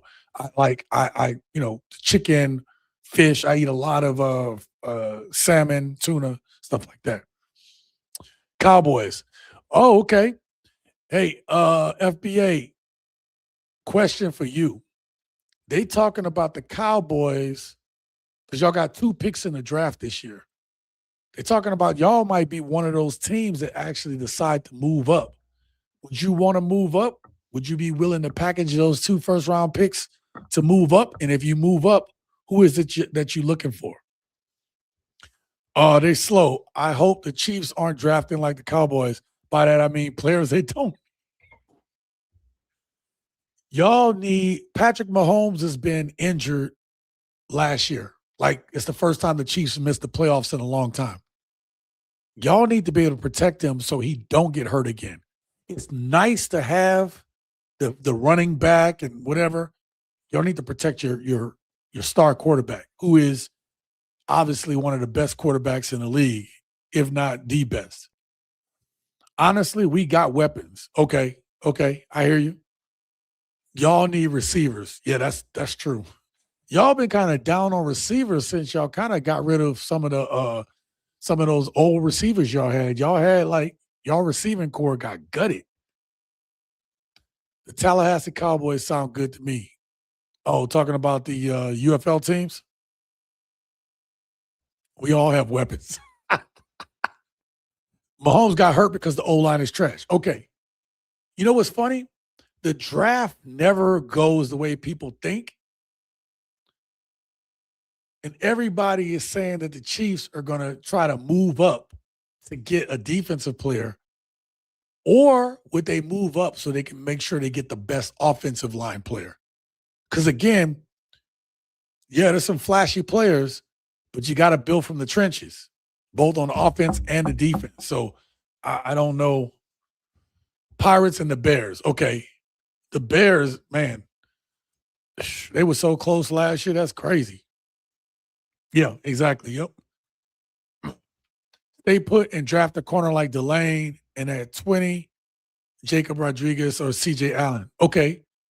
Yeah, wouldn't that be a little early for Rodriguez? You know what, though? That wouldn't even really matter.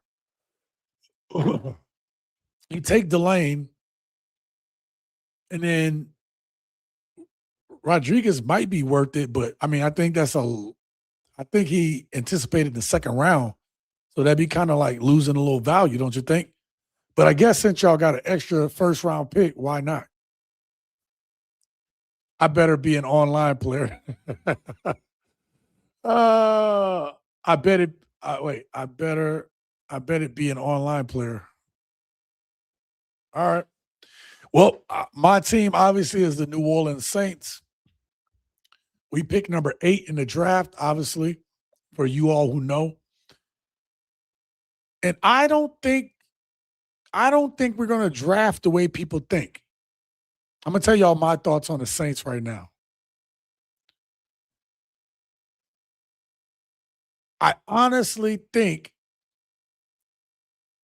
that the Saints, everybody keeps saying Reuben Bain, which I believe that we would take Reuben Bain, but if we do, then I think that Cam Jordan's deal that's on the table, it's a take it or leave it. Actually, I think Cam Jordan's deal is take it or leave it no matter what.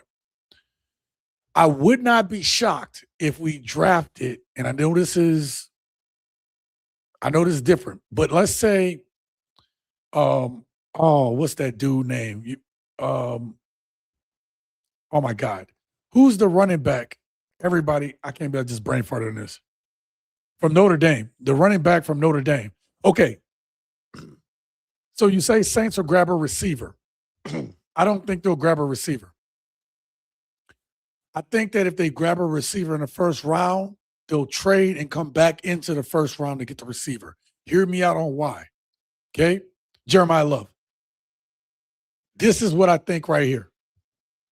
If Jeremiah Love slips, Saints will grab Jeremiah Love without question. Okay? Our past proves that we don't care about drafting a running back after getting a running back. That's exactly what happened with Alvin Kamara. And we love some Alvin, or at least we used to love some Alvin Kamara. Alvin Kamara is getting a little injury prone, a little long in the tooth. We take Jeremiah Love. But let's talk about realistically. If we draft a receiver at number 8, which Mickey Loomis isn't about Mickey Loomis is more about getting draft value, best player available, and they stick to their board. Just like they stick to, hey, we're not going to pay Cam Jordan if we don't have to.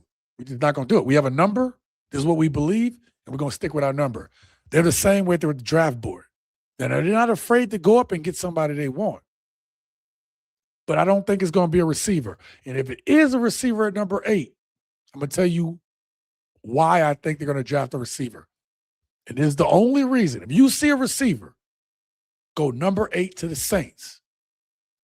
The reason is because they do not trust Chris Olave and his health issues to spend the bag on him. So they're going to draft a number 1 wide receiver to replace Chris Olave. Chris Olave will play this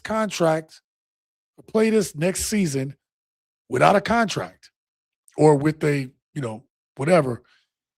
And they're going to make him prove it. Now, they'll have to pay more later, but they would rather be a year ahead of a need than a year behind it. And then you want to have enough money saved so that if Tyler Shuck is actually a really good quarterback, you want to be able to pay him his $200 million plus in about 3 years.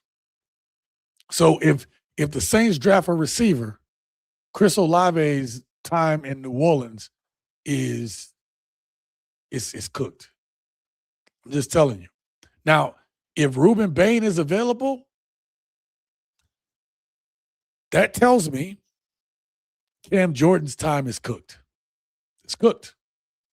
And then one other player that I think that we're not talking about that the Saints would potentially draft. And that's, oh my God, how do I keep brain farting on these names? Oh, man. Give me 1 second. The safety out of Caleb Downs. That's it. If the Saints get 8, we might draft Caleb Downs because it would be perfect in Brandon Staley's defense. And I think now you're talking like make him the next Derwin James. And the New Orleans Saints defense started to improve toward the end of the season once they started getting used to the Brandon Staley defense. I think you put that dude Caleb Downs in the middle of that defense, man, he would causing some problems. That's all I'm going to say. Saints fan here, we should grab a receiver instead of drafting all these linemen. Hey, shout out to you. shout out to you, Jez, you Tiger. I hear you. I want to temper your expectations about something. If we decide to trade back, we might get a lineman. I don't want you to get mad at it. Because there's one lineman that I see. We either, because we're going to take best player available. And the best player available might be a lineman. I know we're going to get mad at that. It ain't sexy. It ain't pretty. All of our expectations have been set on wide receiver and Reuben Bain Jr. and Caleb Downs. And then somehow we end up getting a lineman. There are 2 linemen. You either get one of those offensive tackles, Fano or whatever, and then you kick Fawaga inside, which will help him a little bit. And now you're talking about the Saints have one of the most deadliest offensive lines, which means that nobody gets to Tyler Shuck. And if Tyler Shuck have time, he picks defenses apart. And then there's one other guy. If we move back, I'm not saying we're going to take him at 8. Iane, the Penn State offensive guard. If we move back a little bit, I could see us taking Iane. That dude has not allowed a sack, period. Nobody gets past Iane. Now, I know they said that the Ravens are possibly going to take him at 14, but I'm going to tell you, if the Saints get Iane, if we move back and take Iane, that offensive line, we are going to be running down people's throats. Tyler Shark is going to have time to paint the Mona Lisa back there as he's throwing bombs. And we can still get a receiver in round 2 or come back into round 1 and get Casey Concepcion, or we can get Chris Bell from Louisville. Gotta say it right. Louisville. I'm just telling you right now. I know you don't want a lineman, but I'm telling you there's a scenario where you like, this sucks. This is not the sexy pick, but when you wake up the next day and you think about how nasty when you think about the possibility of the Saints being able to do the tush push against these other NFC South opponents, how do you stop that? You can't. And you got a quarterback that can run, and you got you already got like a top running back, and he got a line that can do what it want to people. How do you stop the Saints in that situation? Again, not a sexy pick. I'm going to tell you, if we get Iyane, I'm going to be like, as long as we don't pass up none of the good players before that. But I'm saying, if we moved back and got Iyane, I'm going to be like, I'm going to be delusional, okay? I'm going to be completely delusional about what this offensive line could be. That's just me. Take it or leave it. Just modern women, we don't need it. Thanks, Preston. I can see that. Yeah. My favorite tight end in the NFL is Brock Bowers. Yeah, he should be a Kansas City Chief in a Kansas City Chief uniform. Yeah, the Raiders took him though, right? So they wound up missing out on that. If Brock Bowers would have went to KC, it wouldn't be fair. Because how do you go from having arguably one of the greatest tight ends in the last, 5 to 10 years, and then now all of a sudden you got Brock Bowers? That's not even right. Steelers was talking about Olave as a possibility last season during the draft. Oh. Lance just hit me with that okie doke. Oh.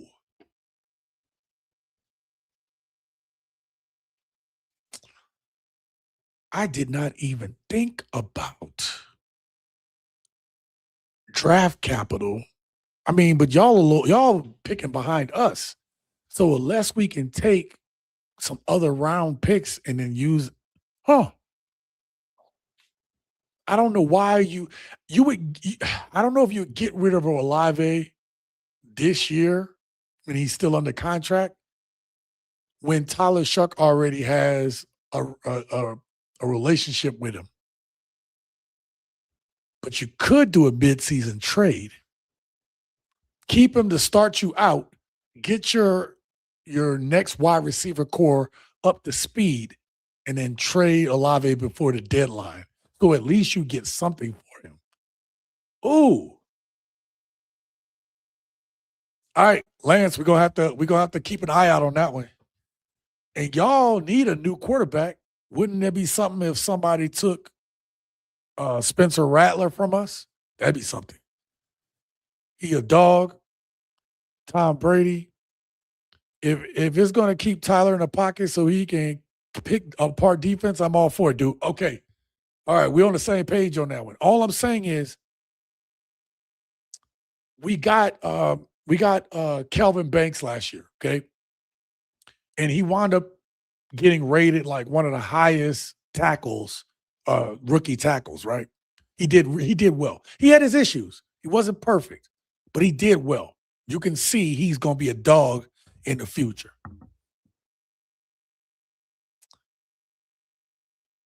But once we got into the other rounds and started picking more people, you started thinking about the Banks pick, and you're like, okay, we anchored here. Look at all this capital we getting here. What I'm telling you is tomorrow might not feel good for the Saints. It might not feel good tomorrow. But I promise you one thing. If you get Yanni or get one of these tackles and we take care of the Cesar Ruiz issue we got, bro, you got to feel good coming out of there. You got to feel good because we'll be able to run the ball again. We'll be able to actually run Kellen Moore's offense like it was meant to be ran. It changes everything. It changes everything because Tyler Shuck is a quarterback who has the ability to run. Look what he did. Look what Kellen Moore did with Jalen Hurts. Look what he did with Jalen Hurts. Jalen Hurts without our coach, he didn't have the greatest year. The offense didn't look right. Now imagine you give us a line, we got a running back, and come on, man. Y'all don't even know. So we may not feel good about the draft tomorrow, but I promise you, on Friday, we're gonna feel a lot better about it. I promise. If the Saints have a good draft, would you bet 500 on them making the playoffs? Hell yeah, I'll bet. Let me tell y'all something. All right, I'm gonna tell y'all today. I'm gonna write it down on this notepad. I'm gonna write it down at the top of this notepad and put a star on it. You ready? If we have a good draft, I'm taking I've never bet on the Saints. And you know why? Because I don't want to bet on the Saints and then have my team lose. Like I don't bring luck to people when I bet money. I'm not saying I don't win money sometimes. I'm just saying I know my bets lead to bad outcomes. But I would be willing to take the over on wins, obviously, playoffs, and we're going to win the division. And then I'll come back on the next live stream after the draft. Well, we'll have to see about that because that'd be after my birthday. So either I might push that one off and then we'll have a Friday night jam session. We could talk more about after the draft. But depending on this draft, and I'm going to put a question mark by this, I think we're going to win at least one. We're going to win at least one playoff game. One playoff game. I'm going to put a question mark by that because that's contingent on who we get in this draft. Like we got a David Bain, we got a David Bailey or Reuben Bain, or shit, I'll even take a Carnell Tate. I'll take that. If we have a Reuben Bain, Carnell Tate, Caleb Downs, Mansour Delane, Jeremiah Love, I'm gonna be delusional as hell. I'm like, yep, playoffs. Yeah, we making the playoffs, baby. We making the playoffs, and I'm gonna go ahead and just say it. I'm not gonna take just the over. I'm taking 10 plus wins. I'm taking 10 wins or more. That's just me. I'm delusional. We finally saw how the Eagles got it off so many times, cheating, and the refs stopped calling it. Well, yeah, we could say that about Brady. I already read that part. 9 teams to make the playoffs for 500 will get you $50K or better on FanDuel. God dang. So you have to guess. Let me ask this question because I haven't done the betting on that. If you pick 9 teams that actually make the playoffs, that's how much you win on $500? Am I getting that correct? Because the hard part about this is there's always 5 new teams that make it every year. 5 new teams make it every year. And without seeing everybody, oh, damn, that is crazy. You know what? I take that bet. Shit. I take that bet. I throw 500 on that. Now, I wouldn't take that bet until I saw the full draft. I wouldn't take it until after the draft and after I saw, like, you know how like they have the unrestricted free agents and all that. Like I want to see what certain teams are doing. But yeah, I take that bet. I've been doing this the last 5 years, one team always screws me. What team is that? Oh, one team always does it. Yeah, one team always, yeah. Yeah, it's because there's always 5 new teams that always make it. It's always 5 new teams. It is hard to guess. Like, if you would have guessed that the Chiefs weren't going to make the playoffs last year, the Chiefs, who would have guessed the Chiefs didn't make the playoffs last year? You can't guess that. Who would have knew that the Patriots and the Patriots,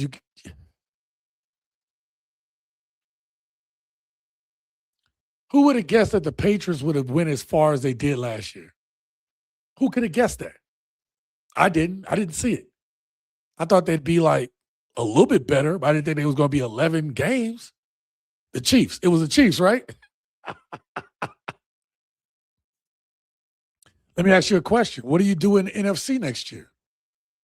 So Jalen, not Jalen, God damn it.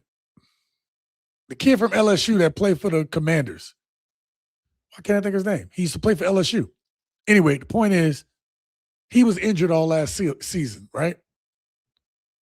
If he's healthy, do you not say the Commanders have a chance to be in the playoffs next year? Or does he have a rough year because he's coming back off an injury? What do you do there? Like, what do you do?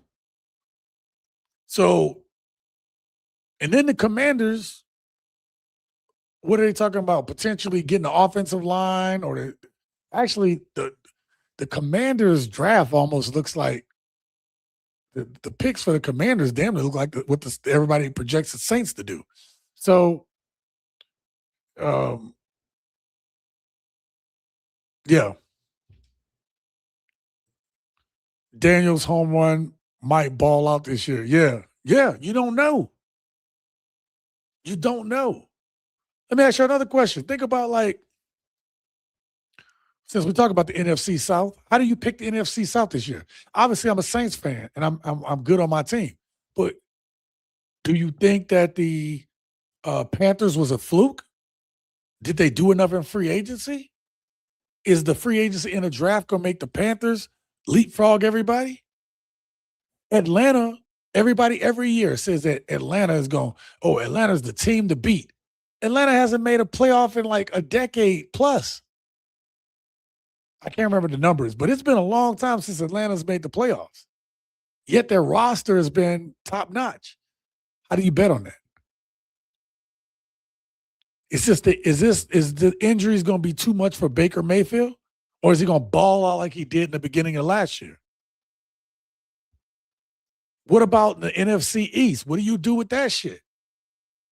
Everybody says, "Oh, the Cowboys looking good." Cowboys whip your ass in the regular season, and then they get toward the playoffs at the end of the year, and then it's like they fall apart.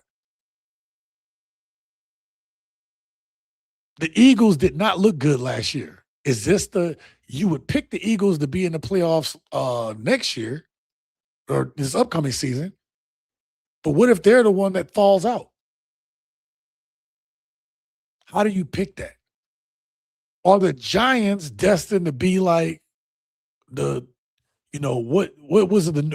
Pick a new team that you didn't expect to be in the playoffs the very next year. Is the Giants destined to do that this year? How do you pick that? I don't know. I want the Cleveland Browns to shock the entire world and make the playoffs with Sanders as a starter. I do too. Honestly, I do too. I'm tired of seeing all these headlines. Oh, Shedeur Sanders is done. Then, to me, it makes sense that everybody keeps saying that the Browns would take Cardinal Tate. Then why would they take Cardinal Tate when offensive line, their needs is offensive line? Why would you do that? I don't know, man. I think that what we're going to see is when you go look back at Mel Kiper's draft and all these other so-called experts, you're going to see a bunch of teams draft some shit that you did not expect. It's going to be messed up from like after pick 1, who knows what the hell about to go on. Maybe pick 2. Maybe pick 1 and 2. But you still don't know. Aaron Glenn used to be with the Saints, right? Aaron Glenn is a defensive guy. He might believe in building the trenches. So everybody thinks that it'll be Arvell Reese and all these, players that we don't know about. What if he says, hey, we need David Bailey, or he says that maybe we need to bulk up our offensive line? You don't know. They won't either because of how they treated Mike Vick. It's just that, like LSU getting their karma for how they treated that kid that took his own life. Yeah. The Chiefs finally won a Super Bowl. Yeah, man. Patrick Mahomes been to a few Super Bowls, man. Oh, man. All right. Listen, it's already 9 o'clock. I'm sorry, but hey, thank y'all for chatting with your boy. I decided to go a little longer because really excited about this draft tomorrow. I want to say thank you to Edward. Thank you to Lance for being tonight's sponsors. Thank y'all for helping out the channel always. Thank y'all, everybody, for supporting the channel tonight.